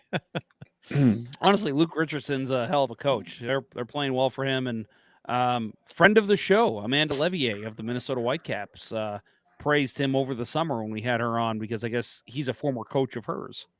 So there's your little Let's Go Blues radio connection to Luke Richardson. So I think the Monday, the game against Colorado, being a statement game for the Blues, which we talked about, and coming to the game, a lot of Blues fans I felt this way or should have or could have felt this way, for a number of reasons, right? Even though Kadri is not on Colorado anymore, there's still that the aura, the incident is still surrounding Colorado with Bennington in the playoffs last year. So the motivation for this game for Bennington, this is the first time he played Colorado since he got taken out. So the motivation for him had to be humongous, right? It had to be, I mean, knowing the kind of player he is, he had to have wanted this game bad to beat this team, even though Kadri's not on it. And with the way the Blues were playing last season in the playoffs, had Bennington not been taken out, had he continued to play the way he was playing in the series, it was going to be tough for Colorado to win that series. Because the Blues, I mean, they were out playing the Blues, but they had a hard time beating Bennington. So it would have been interesting. Circle December 16th on your calendar, folks. That's Blues at Calgary Flames. Should be interesting to see how Kadri. You think Kadri's going to take a run at him? I bet he does. Take a run at Bennington? I bet that fucker does. I bet he comes in real hard and at least gives him. I'm not saying he's going to hit him. I'm saying he's going to come in and give him a snow shower or something just to piss him off. I would say that would surprise me in a little bit. But what would not surprise me is if Bennington does something to him, not nothing dirty, just an extra shove or whatever, and maybe it escalates. Honestly, looking at the schedule, now that I think about it, Bennington might not even play that game. That's the second of a back-to-back with Edmonton and Calgary. Yeah, I think it's more likely that Bennington sees them in February, where don't we have them like 2 games in a row here in February? Yeah, actually, that's in January. Looks like right back to back. Well, the January 10th and 12th. Right. Well, so yeah, he'll definitely get at least one of those games. If Berube allows last season's incident to come into play as far as when he plays Bennington, he would play him at home as opposed to in Calgary. Not that the Calgary fans, are emotionally invested in that incident anyway, because they're not. It's not. I mean, Colorado fans are more. That was kind of my whole point, I guess, is that it's more so the fans. It's to stick it to the fans. Beat their team in front of them. After and to be honest, as a Blues fan who had to deal.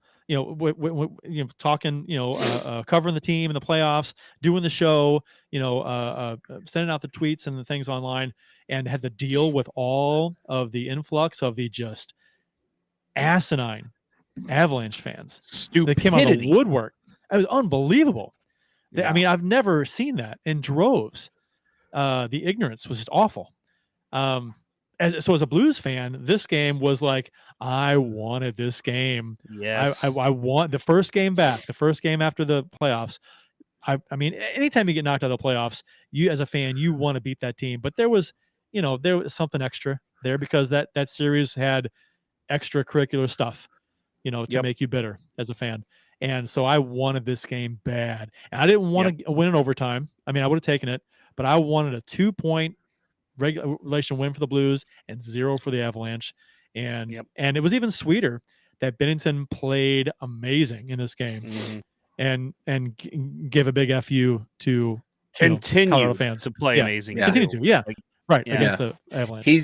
He even going back to when we got swept by Colorado, he was the only guy that showed up in that series. He always plays Colorado tough, and he knows he's got a number on most of those guys. But want to get back to a point that that was brought up in the chat earlier by Matt Harris.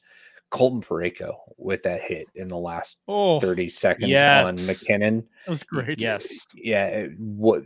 That's what we've been asking for out of him, but maybe it's not because now he's injured. Yeah. I'm thinking, was that where he got hurt? Yeah. God, I hope not. Because I hope it was one of those again. Well, say I hope it was one of those things that, like, because we you guys have experienced this, I'm sure, where one, adrenaline, or two, maybe it's a foot thing and the skate is just keeping it tight, and so he takes the skate off and it's, oh shit, that's sore. Like, what are those things? To where it wasn't like right after the hit, he's like, oh fuck. Like, I'm really hoping it was just something where it was like after the game, he's like, oh, that's odd. Hopefully. Yeah, for those who don't know and haven't really played, if you catch a puck, a slap shot or whatever, you block a shot under the shin guard and above the skate boot, or maybe even on the skate boot, where it's like, well, there's not a lot of padding, and it just you if you take your skate off, it could swell up, and you can't get the skate back on. Yeah, bitch. So you leave the skate on, and you deal with it after the game. And after the game, basically acts as like a tournament, right? Yeah, like right. It's the blood so can't flow. tight. Sure, blood can't flow into it. It can't. Yeah. So that actually happened to me in one of the talking about the Ponder Cup coming up. Me too. Me, I think it was the second Ponder Cup. I took a shot in the first game, and I instantly knew, I'm like, it was right in the ankle. I'm like, shit. I even said then, like, I skate to the bench, and I'm like, not taking my skate off the rest of the tournament. And they're like, why? And I'm like, because if I do, my foot is gonna balloon. And that's exactly what happened. I played my last game, took the skate off. The minute I took it off, I mean, it was fine when I took it off. 2 minutes later, I looked down at my foot. It went from like this to like this. And I was like, yep, would not been able to put my skate back on if I would have taken it off after that game. Yeah, because your blood's pumping in your body from playing, and your skate's kind of snug, so it's restricting some of that blood flow. It's not getting as much in there, and then you take that off, then that all opens up, and it all rushes in there, and your body's like, send blood down to the pain. Yep. Right. Well, I mean, the most famous Blues story, right, was Keith Tkachuk when he was playing here, and I think he broke his ankle, or it was his ankle or his foot. He broke something, and it was within his skate. And I think it was it was right at the end of the first period. And he even said to the trainer, because, players usually take their skates off, even take some of their equipment off during intermission. And he even said to the trainer, I'm not taking my skate off. I broke my ankle. I got to finish the game. And he went out and scored 2 goals on a broken ankle and took a skate off at the end of the night. And it was about 3 times its size from what it normally is. And he was like, yep, guess I'm out 6 to 8 weeks.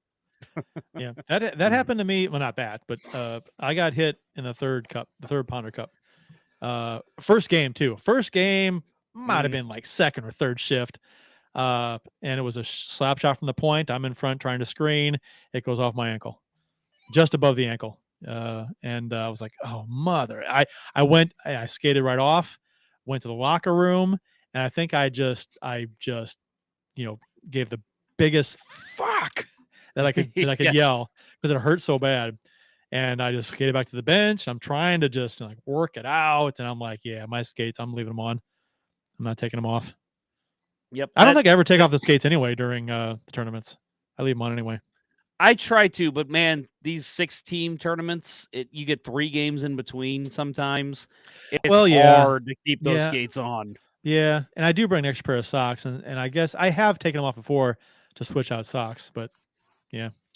That kind of happened to me in my last roller game I played. I blocked a shot early in the shift, and we got hemmed in for the entire shift. It was about a minute and a half, 2 minutes. And I just, like, you could see I was laboring at the start, and I was like, I need to just get off. I need to get off. I need to go. But I couldn't get off. And so finally, the puck gets cleared. I skate to the bench, and I'm like, oh, actually, I feel fine now. And, like, I got to the bench, and I'm like, damn, I wanted to get back onto the bench, but I'm like, I skated it off, and I feel better now. And sometimes that's what helps. But, yeah, in the moment, you're like, holy shit, I got to get to the bench. So anyway, statement game by the Blues against Colorado, killed a 6-on-3. Colorado's power play at home was almost 50%. And they killed that off. Imagine not scoring on a 6-on-3 to tie the game with a minute to go. if you're Colorado, imagine the frustration. I was talking to my one of my teammates last night. And I said, you could put 3 of the best penalty killers in NHL history out there. I'm thinking, I don't know, Jean Beliveau, Chris Pronger, Nicholas Lidstrom. You put those 3 out there against that Colorado power play in a 6-on-3, there's still a damn good chance that the Colorado Avalanche are going to score a goal. Here's the thing with that too, is that they're going to get chances. A 6-on-3, there's so many. All you're doing as a defense is you're playing a triangle and you're trying to keep the stuff to the outside. And any rebounds you clear.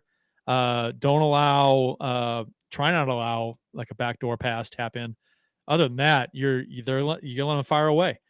And Makar's shot. Makar had the game tied on his stick. And now, granted, the still shot that was shared, he's reaching out for the puck, and Binnington is down on the other side of the goal, and he's got a wide open net. Nothing in between. But if you advance it a few more frames, there's two Blues players in sticks that come across out of nowhere like desperation. And so had he tried to shoot that puck, he'd have had to have gotten it in the air pretty quick to get it over, because the Blues did a good job of getting their sticks over at least on the ice to take the low stuff away. And I don't know if Binnington would have got back over in time to stop that. But he also made an amazing save on McKinnon. I think it was McKinnon, right? The one-timer, left side. Yeah. Oh my God. Yep. Total push off. Oh my God. Yeah. Oh my God. Yeah. Amazing. Yeah. So, but that took me back to that series in 1920 when we got swept by them, right? He was great at making that save. Yeah. And people will tell you too that didn't watch the series that he wasn't very good in that series. Right. Oh, it's terrible. And that's a perfect example. So he was awful. That's a perfect example. He played really well in that series, but we lost every game, and his numbers weren't great. Right. But he was really, really good. The Blues were terrible in that series. They stopped playing in front of him. They got outplayed badly. To me, who showed up was Justin Falk, and he got destroyed by guess who? Nazem Kadri in the second game. Wait, he took out our most important player in a series? Yeah, isn't that crazy? And that's the thing too. And man, that's we the thing were too. all That's racist for not liking him after he did it the second time. Well, there were some racists in there. There were some, but there not were some, most. No. There were a handful of idiots that said stupid things, non-hockey related bullshit about him, which was uncalled for, and no logical, rational person is going to stand by that. But yeah, so that's another reason why the Blues fans in general, and the Blues too, they want to stick it to Colorado. There's 2 years in a row. Kadri took it to, and granted, he's not there anymore, but still, it's still Colorado. Taking out Falk and taking out Binnington. That's another one. So, and I think that's part of why I don't think people talk about that much. The whole stick swinging incident with Binnington and Kadri. That plays back on when Kadri took out Falk. Binnington's, he's got a grudge against Kadri. So he's picking a fight with Kadri. And all Kadri has to do is drop the gloves with Binnington. And then if Binnington doesn't want to fight and skates away, then you can talk shit about Binnington. But if they go at it, if you hate him so much, have your guy have one call for one of your players to fight him or do something. No one does anything. Before we move on to the next topic, we do have a couple pressing questions here for Bill. Mike Leon asks, can we please get Bill Day's official World Cup winner prediction? What do you got there, Bill? Glad I saw it. Had a little time to prep for this. So I think Brazil's considered the heavy favorite, but there's no way I can say that they're going to win it because they left Bobby Firmino out. that just you don't do that. The guy's on a world-class heater, and you leave him off the roster. You're asking for trouble. And you go with my least favorite player of all time over him, Richarlison. Bad move by Tite. So not Brazil. I'm going to. I'll give you a couple predictions here. I think Canada stays in it longer than the U.S. Whoa. Which I don't like, but I think that's what's going to happen. The U.S. just never has any luck in these tournaments. They're pretty young this year, aren't they? U.S. They're a really young team.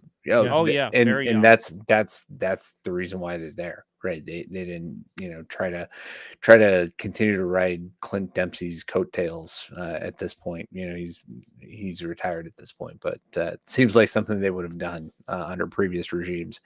No, they've got an exciting young group, but I don't see them going too far. I have this feeling that France is going to wind up there in the end. I think Mbappe is going to have an insane tournament, but yeah. Wait, my emotional Kylian Mbappe. Kylian Mbappe. Yes. Okay, I hope they win because that guy sounds awesome. Yeah, and yeah. So my who would I like to see win if the U.S. can't do it? I would like to see England get it, but nah, it's probably not going to happen. I'd say look out for Luxembourg. That's my prediction. They're going to upset a lot. I'll say, especially since they're not at the tournament. looking at my list here of favorites I just pulled up. I'm going to go with your prediction of Canada staying in longer than the U.S.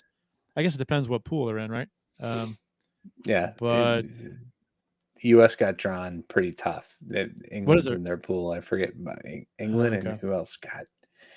It's a tough draw.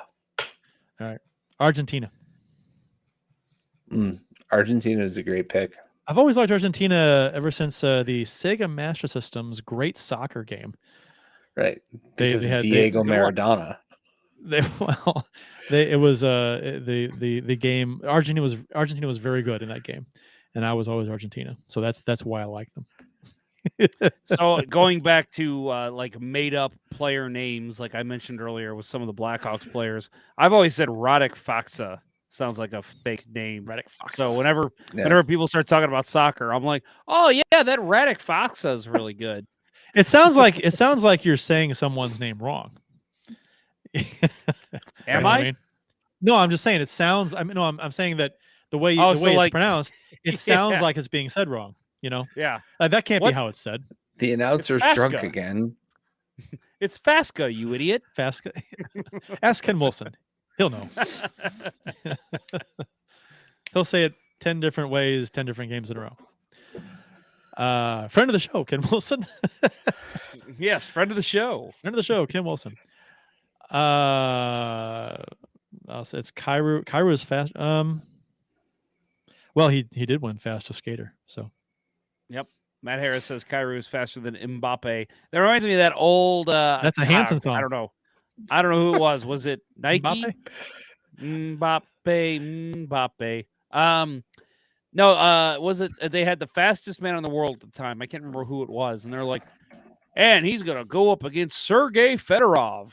And it shows the guy like running on ice, and he's not going anywhere. And Fedorov's just taking a quick lap around him, and he's like, "That guy's not very fast." You guys remember that commercial? I vaguely. I think it was like a Nike commercial, maybe. I can't remember. Sounds about right. So advanced goaltending stats and Greg Wyshynski, which we touched on briefly to start the show. After the tremendous performance by Bennington against Colorado on Monday, Wyshynski tried to give all of the credit to the defense instead of goaltending, which the defense did play well. They did play a pretty good game. Much better, much improved defensive effort for the Blues. Yes. But to say that Bennington wasn't, the number one star in that game, which he should have been, he wasn't, but he should have been, is just, he posted Bennington's record and stats again. And he was once again told to, quote, watch the games by people who actually watch the games. Okay, let me interrupt because my favorite was how you worded it. How you had watch, slap, game, slap, watch, slap, the slap, games, slap. Jesus. Well, I mean, that was my like throw my hands in the air. It's like, it should be. I mean, what I'm saying is not, and the general consensus of anybody who watches the games and is watching Bennington play, they know, you can see it. He's playing very well. And JR tweeted out today, which was great. This season has been in the first period of the game tonight. This season has been some of the best goaltending in Bennington's career, and thinking of 2018-19, that's saying a lot. And so there was a bunch of replies after that tagging Wyshynski. Don't let Wyshynski see this. I know, you can say what you want about like BK and Ferrario, their show, but like Ferrario is not one to jump on social media and go after anyone. Even he was commenting back to Wyshynski, like, dude, watch the games and shut up, is basically what he was saying. Like, because like some Rogue Rick actually is his name on Twitter. Yeah. He's a listener of our show, and he tweeted, I think it was during the Colorado game. He tweeted, was like, "Oh, Wyshynski, take a look at tonight's game." And Wyshynski's response, he quote tweeted and said, something like, "Imagine dying on this hill that Jordan Binnington is playing well this season." And I'm like, imagine dying on the hill that he's not playing well and not watching a single fucking minute of him playing. Yeah. Like, you can't combat every single person who's watching the games and telling me that you know better than those people. How is the conversation? How is this even up for debate? This is absurd. I mean, and we've talked about advanced stats and stats before. Advanced stats can be great, but if you don't watch the team play, I think one of Wyshynski's responses, what kind of started all this, was in response to a Rutherford tweet and about how well Binnington was playing, and he was like, "Say what now? He's playing well," and he posted advanced stats on how poorly he was playing. It was a response to Doug Armstrong when he had the press conference. Yes. Was it 4 games in the losing streak or whatever? That's right. It was and he said like the Binnington's the goaltending's been good, and he was like, "Say what now about the goaltending?" And he posted the stats, and it's like, okay, dude, shut the fuck up, watch the games, like. Yeah. And his argument then was, well, of course, it's the GM who handed out the contracts, going to defend his guy. And it's like, okay, what about all these other things that other people who are watching them play? And again, I'm not just saying fans. I get fans can be stupid sometimes, but like everyone who reports on the Blues is saying Binnington's playing fucking great and Greiss has been fine. Like, pay attention to those people, dude. Here's the deal, too, with Binnington. The kind of player he is, the kind of person he is, and how polarizing of a player he is. This fan base, when he's on, loves him. When he's off, they want him out of the net. They will tell you, okay? So he's a polarizing guy. So if you're playing well, you can do whatever you want on the ice. You can be an asshole. But if you're not and you're pulling shit, they're like, get the fuck off the ice. Right. This fan base does not tolerate poor goaltending. No. Okay, we went through with Jake Allen. He was just a villain on social media for the longest time. But now that he's gone, everybody loves him. Fans called him out. So if he was playing poorly, if he was genuinely playing poorly, this fan base would let you know. Sometimes this fan base lets you know if a goalie's playing poorly when they're playing, when they're not playing poorly. But when this many people are in agreement as a fan base, we've discussed this before, fan bases, there are chunks that get things wrong all the time, but I mean, it's like a consensus, amongst a fan base. And when you have that, you got to listen to them. And especially, and also, and take into account all the media that covers this team, that watches this team every game, reports on this team, covers this game, the podcasts, us, people who watch every minute of every game, and do shows like this and talk about things in detail, things that Wyshynski never does about the Blues, ever. He'll look up some figures, look up some stats. He might watch some highlights and then write a story about whatever.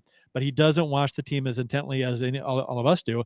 And anybody who watches the games intently as we do knows for a fact that Wyshynski is just fucking wrong.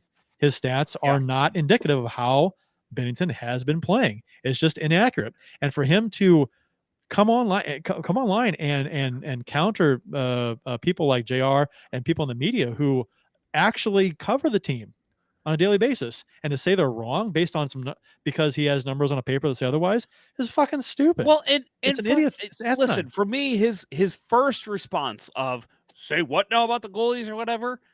Okay, I was upset about that. I was like, all right, man, shut the fuck up. You clearly haven't watched him play. But like when people are like, seriously, next time the Blues play, watch the game. Like you will see what everybody's talking about. I'm not going to assume, but I'm going to guess that he still has not watched a full 60 minutes of Blues hockey this season. Well, he doubled down. All after of Colorado. his shit. Exactly. And that's what I'm saying. Which all is like of his shit responses are, well, look at these stats. And it's just, you're literally saying, and this was the joke I made earlier in the show, you're literally saying you don't have to watch any hockey at all. You just have to look at advanced stats and you can tell exactly what's happening.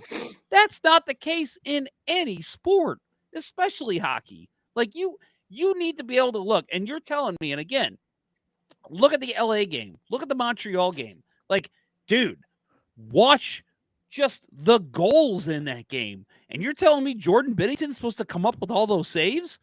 No fucking way. No goalie in the history of the NHL is walking away giving up only 1 goal or 2 goals in those games.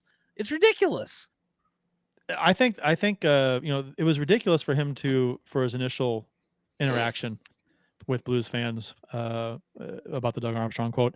But then when he doubled down after the Colorado game, that was like, okay, now he's just either being an asshole or he's just so stubborn and just doesn't want to and just refuses to accept that he's wrong because he has some stats that say otherwise in front of him. It doesn't make any sense. It's like, how many times has Dom's model been wrong, about the Blues? It was wrong last season. I mean, it looks pretty good this season, but the Blues have been all over the map as far as, how they played. So we'll see how things are in a month or two. I've got his little kissy face response saved on Twitter. I've got that saved for when the Blues, if they turn it around and make the playoffs. And it's like, oh, okay. I don't know if you remember that. Somebody said, what happened to the Blues this season? And he just put a kissy face as a response. Yeah. And it's just, shut the fuck up, dude. Just shut up. Yeah.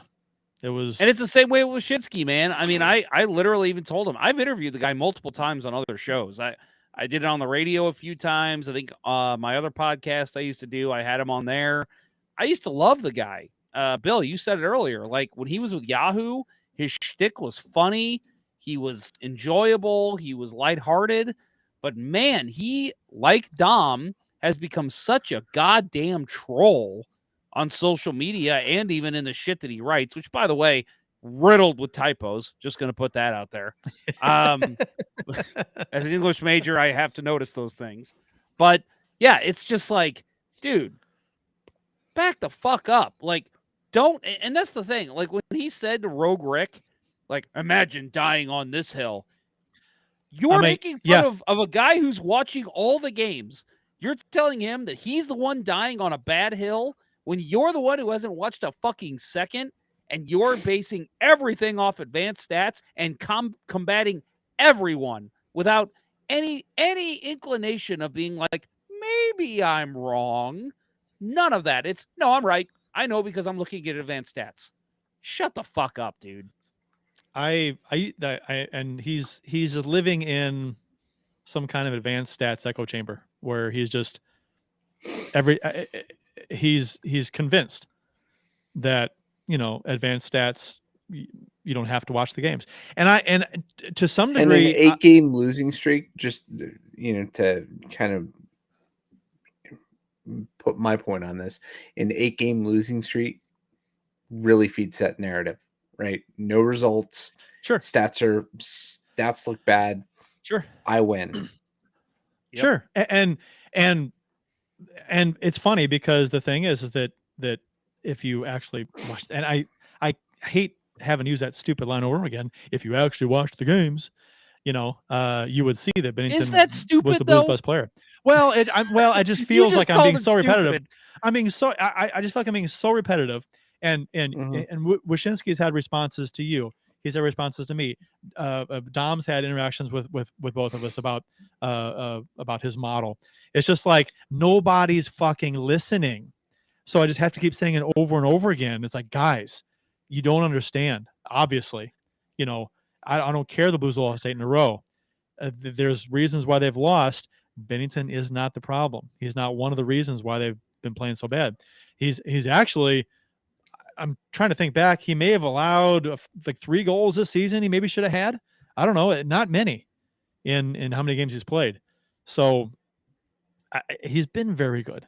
And I just don't. I don't care what the stats say. I don't care. It is. It's maddening to have somebody tell you that you're wrong when they, when you've read the textbook, you've studied for the test, and somebody comes in and you ace the test, and they look at the test and they say, "No, you flunked." And it's like, yeah, no, but no, I got everything right. Did I not fill in the bubbles correctly? Like what the fuck? Who are you?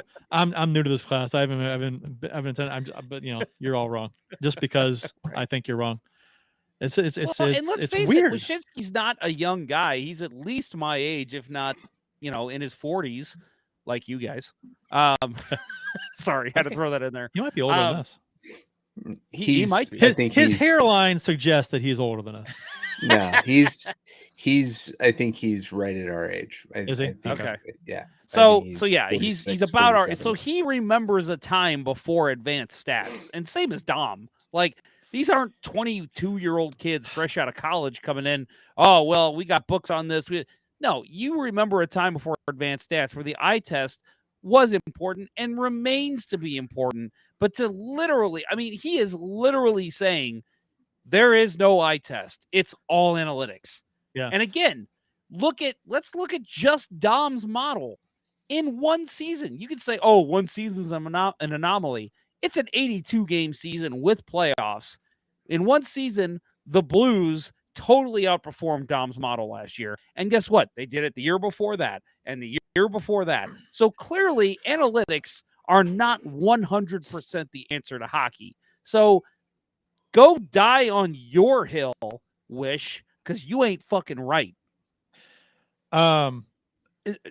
To some degree, I understand why they use stats the way they do, because they're national guys, right? They're expected to talk about all the teams at some point and to jump around. They can't watch all the games.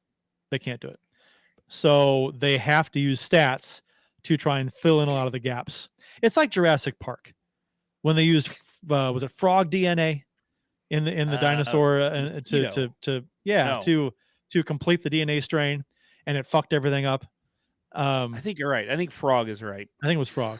So they're using advanced stats to fill in all the gaps since they can't watch all the games. At best, they're watching highlights, right?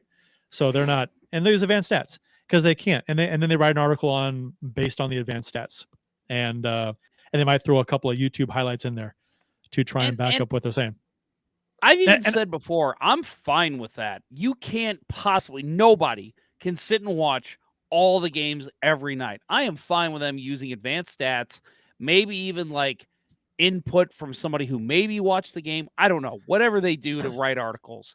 But to get on social media and to completely just dismiss everyone, even people in the know, I'm not even saying us, I'm saying like JR, people who are in the media with the team, understand hockey, to completely dismiss that and just be like, nope, you're wrong. Advanced stats say otherwise. Come on, open your eyes. That's not all there is to hockey. He didn't even use advanced stats last time after Colorado. I think he just used win-loss. That's all he did. Yeah, he did. Yeah. It was like, you talk about the most useless stat for a goalie. Yeah, for a goalie, that is the win-loss, even GAA to me, is the most useless stat to a goalie. Oh, yeah, okay. Brandon Toma says, Ponder, close this rant with, so I'm going to do this. Do your research. But I'll also add, I'm going to add this. Just keep this up there the rest of the show. Mike Leon, you are sexy and you are young AF, Ponder. Thanks, buddy. Let's just keep this up there. You guys cool with that? May have to go to commercial. Blues, the Blues schedule gets easier now. We'll discuss that after a word from our friends at Sunrise Brewery. Do you like hockey? No, of course you do. Do you like beer? Of course you do. Are you 21? Let's hope so. If you answered yes to all of those questions, run on down to your local beer distributor and pick up a 2-4 of Old Arena Lager, the Beauty IPA, or any other delicious hockey-themed beer from Sunrise Brewery. That's right, Sunrise Brewery beer is available at various beer stores around town, so check around for the one closest to you. That's Sunrise Brewery. Let's go Blues!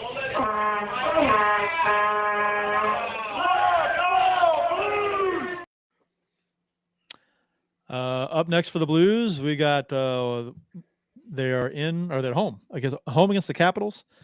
Not exactly playing well, Caps. They're in 6th in the Metro. How long have you been on the bottom, Jeff, on the screen? The whole show? Yeah, whole show. I switched you to the top, and then I guess you left and came back in, went back to the bottom, and I completely just zoned out. There you go. Okay, you can do it yourself. There you go. No. I want the left. Caps aren't playing well. They're 6th in the Metro, sitting at 7-9-2 for 16 points, and only have 2 wins in the last 9 games. And then it's back-to-back games versus Anaheim on Saturday and Monday. Both games for the in St. Louis, which is kind of odd. Yeah, to have back-to-back, which it's odd, but it really shouldn't be. West Coast team in St. Louis. We talked about this during the after the COVID year. That's something I think they should do. They talk about how the travels could be so expensive, and it's like, okay, do 2-game series against every team, at least in your conference. So you have, Calgary, let's say, is coming to town. Right. Or when you travel. Which they are doing. That is later. Right. But you get Calgary coming to town. You have 2 home games against them. Put them back to back. That way they're not coming to St. Louis the rest of the year. Yeah, like a West Coast trip, like do 2 games against each or something like that, or whatever. I guess do it baseball style. A little bit, yeah. I'd be cool with that, or something like that. Anaheim is last in the Pacific at 5-10-1. So these games here against the Capitals and the Anaheim, and then there's Buffalo, who's Buffalo. We got a little Tage Thompson. Yeah, Buffalo is when they went out west, they ran over the Western Conference teams. They had a great stretch, but they've lost 7 in a row now, though. Yeah, they fell off quickly. This is what Buffalo always does. I mean, Buffalo always high expectations through October. I'm not even sure the expectations are high, but they always have a good record to start the year. I mean, first 10, 12 games, whatever, and then they just fall. They fall apart. That's I hadn't really been following Buffalo that closely. Mostly just the Tage Thompson stuff, because we apparently lost the trade now. But they've lost 7 in a row. So we've got, let's see what we got here. We got Washington, then Anaheim twice, then Buffalo. We've lost the trade and the Ponder. Yeah, we lost the trade and the Ponder. He had to take a break for something. So the next 4 games, I'm not going to say easy points, but easier than the last. Well, Chicago game wasn't a game that was expected for the Blues to lose necessarily.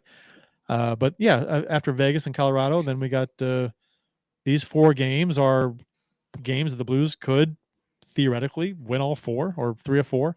I think even win 3 of 4, you're in good shape there. And then of course you got some tough ones: Tampa Bay, Florida, and Dallas. So it's good to get points in the bank here against these teams when you have a tough 3 games in 4 nights against Tampa Bay, Florida, and Dallas. Ouch. Right. And you want to go into those games as close to 500 as possible after that shit 8-game stretch. Speaking of shit. Hey, actually, I thought that's That's pretty close. No, I heard my cat starting to throw up, and I was like, I'm gonna run him into the laundry room to where we don't have carpet. So Smart move. Good call. Cats do give you about 10 seconds, 12 seconds, 15 seconds of that's why I had enough warning. time to literally message you guys and be like, shit, give me 1 second. Yeah. And then you go pick it up and run to the room, put it down, and just looks at you. Like, Yeah. well, go ahead, do it. No, I don't he have to did. fast. Yeah, he did that. Okay. He looked at me, and I'm just like, no, I know, just go. So the Blues are 7-8-0 right now. So they're almost back at 500 with 4 games coming up with it. We just talked about, Jeff, the 4 games that the Blues, quote easy games on the schedule, I guess. That is if you're assuming the Blues are a good team, right? These are you guys, lesser teams. Oh, are you guys aware that Anaheim still has not won in regulation? Is that right? All of their wins are in overtime. They have 5 overtime wins? Yeah. Wow. I didn't realize that. Yep. Yeah. I actually just learned that earlier today. I was like, whoa, that's pretty bad. So I really do want them to get a regulation win maybe before we play them. That would be nice. That's so we don't give up back-to-back regulation wins to them. Right. And they play Winnipeg tomorrow. So they're in Winnipeg. So I don't know if they're going to win that game.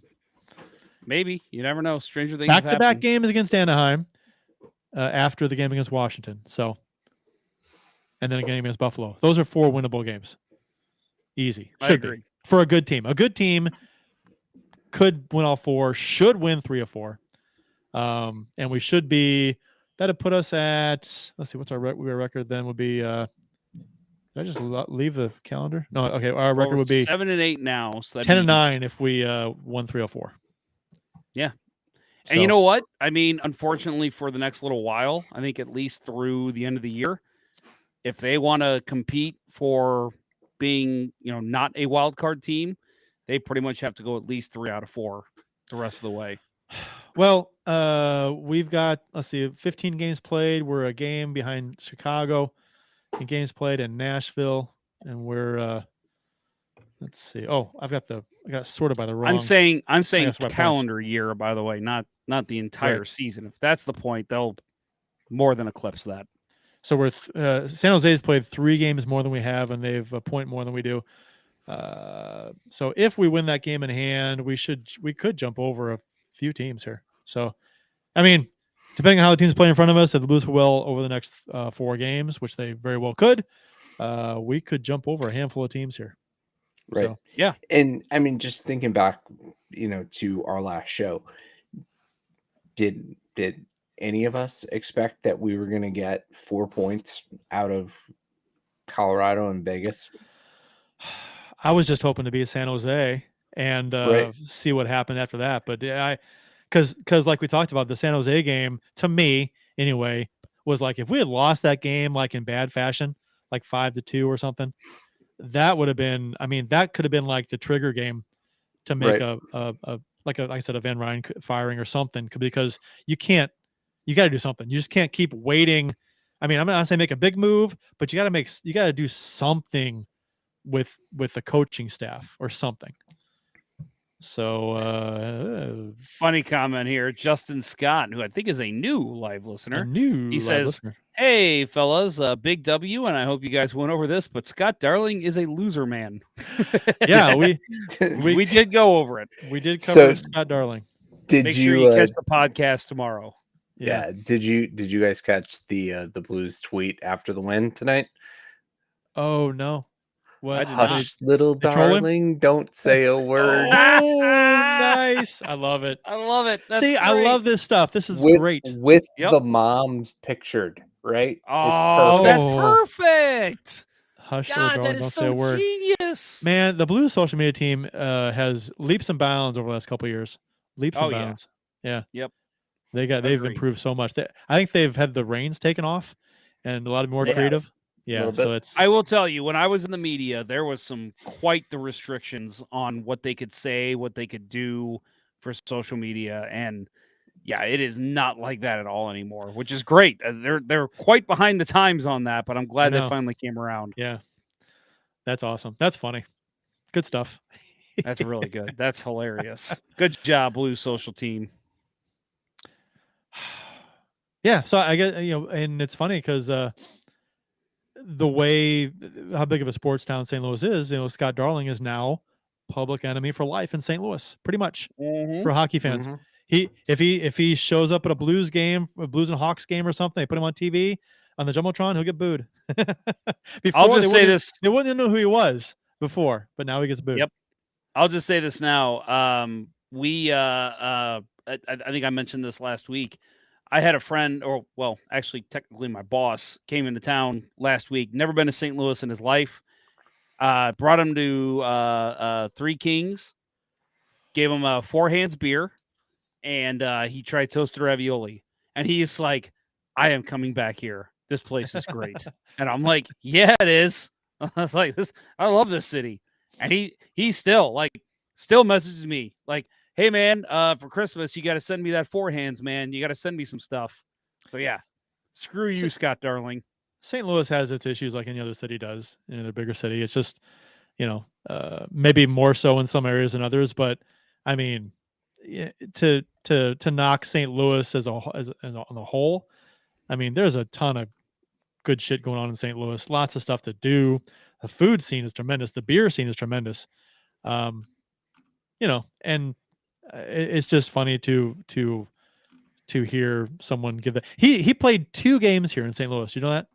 He played 2 road games in St. Louis in his career, and he's all of a sudden an expert on the city. Let's walk that back a bit. He was a backup here for a lot of games, I'm sure. Not a lot. So he's traveled to St. Louis, I'm sure, a plenty of amount. Some. But still, yeah, your point is valid, though. It's not like Corey Crawford, who came here all the time. Ed Belfour. Your name is Scott Darling. You maybe came here at most 10 times. I was going to say, like 4 times, 3 times a year. They play 6 times, right? Or 4 times. Twice a year, 4. They play 4 to 5, I believe. I'd say he didn't even come here 10 times. I'd say it was probably more like 8. Maybe. Probably not hard to look up, but it would just take some time to do the math. Yeah. All right. I think we're ready to wrap this show up. Blues play tomorrow. Hopefully keep the streak going. 4 wins in a row. We'll be having for anybody who's interested, maybe in the area that wants to come out, we'll be having the Ponder Cup draft tomorrow during the game, 7:00, Hot Shots Fenton. So anybody in the area that wants to pop out, say hi, maybe make a donation to our charities. Love to see you. Otherwise, we'll see you at the Stanley Ponder Cup Memorial Tournament on Saturday. Looking forward to that. Hopefully, I'll be seeing you boys out there at some point. For sure. Support for Let's Go Blues Radio is brought to you in part by ID Life, the world's only truly personalized vitamin platform based on a health assessment of your DNA. Visit rockinthatidlife.com for more information. That's rockinthatidlife.com, and get 10% off by emailing Dustin at rockinthatidlife@gmail.com and tell him Let's Go Blues Radio sent you.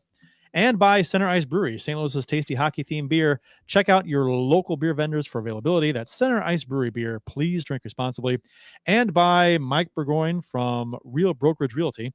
Visit strikewithmike.com today for all of your home buying and selling needs. That's strikewithmike.com.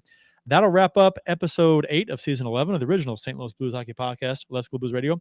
Thanks for listening, and thanks to those who participated in the YouTube and Facebook live chats during the live show. We hope you enjoyed it as much as we've enjoyed bringing it to you.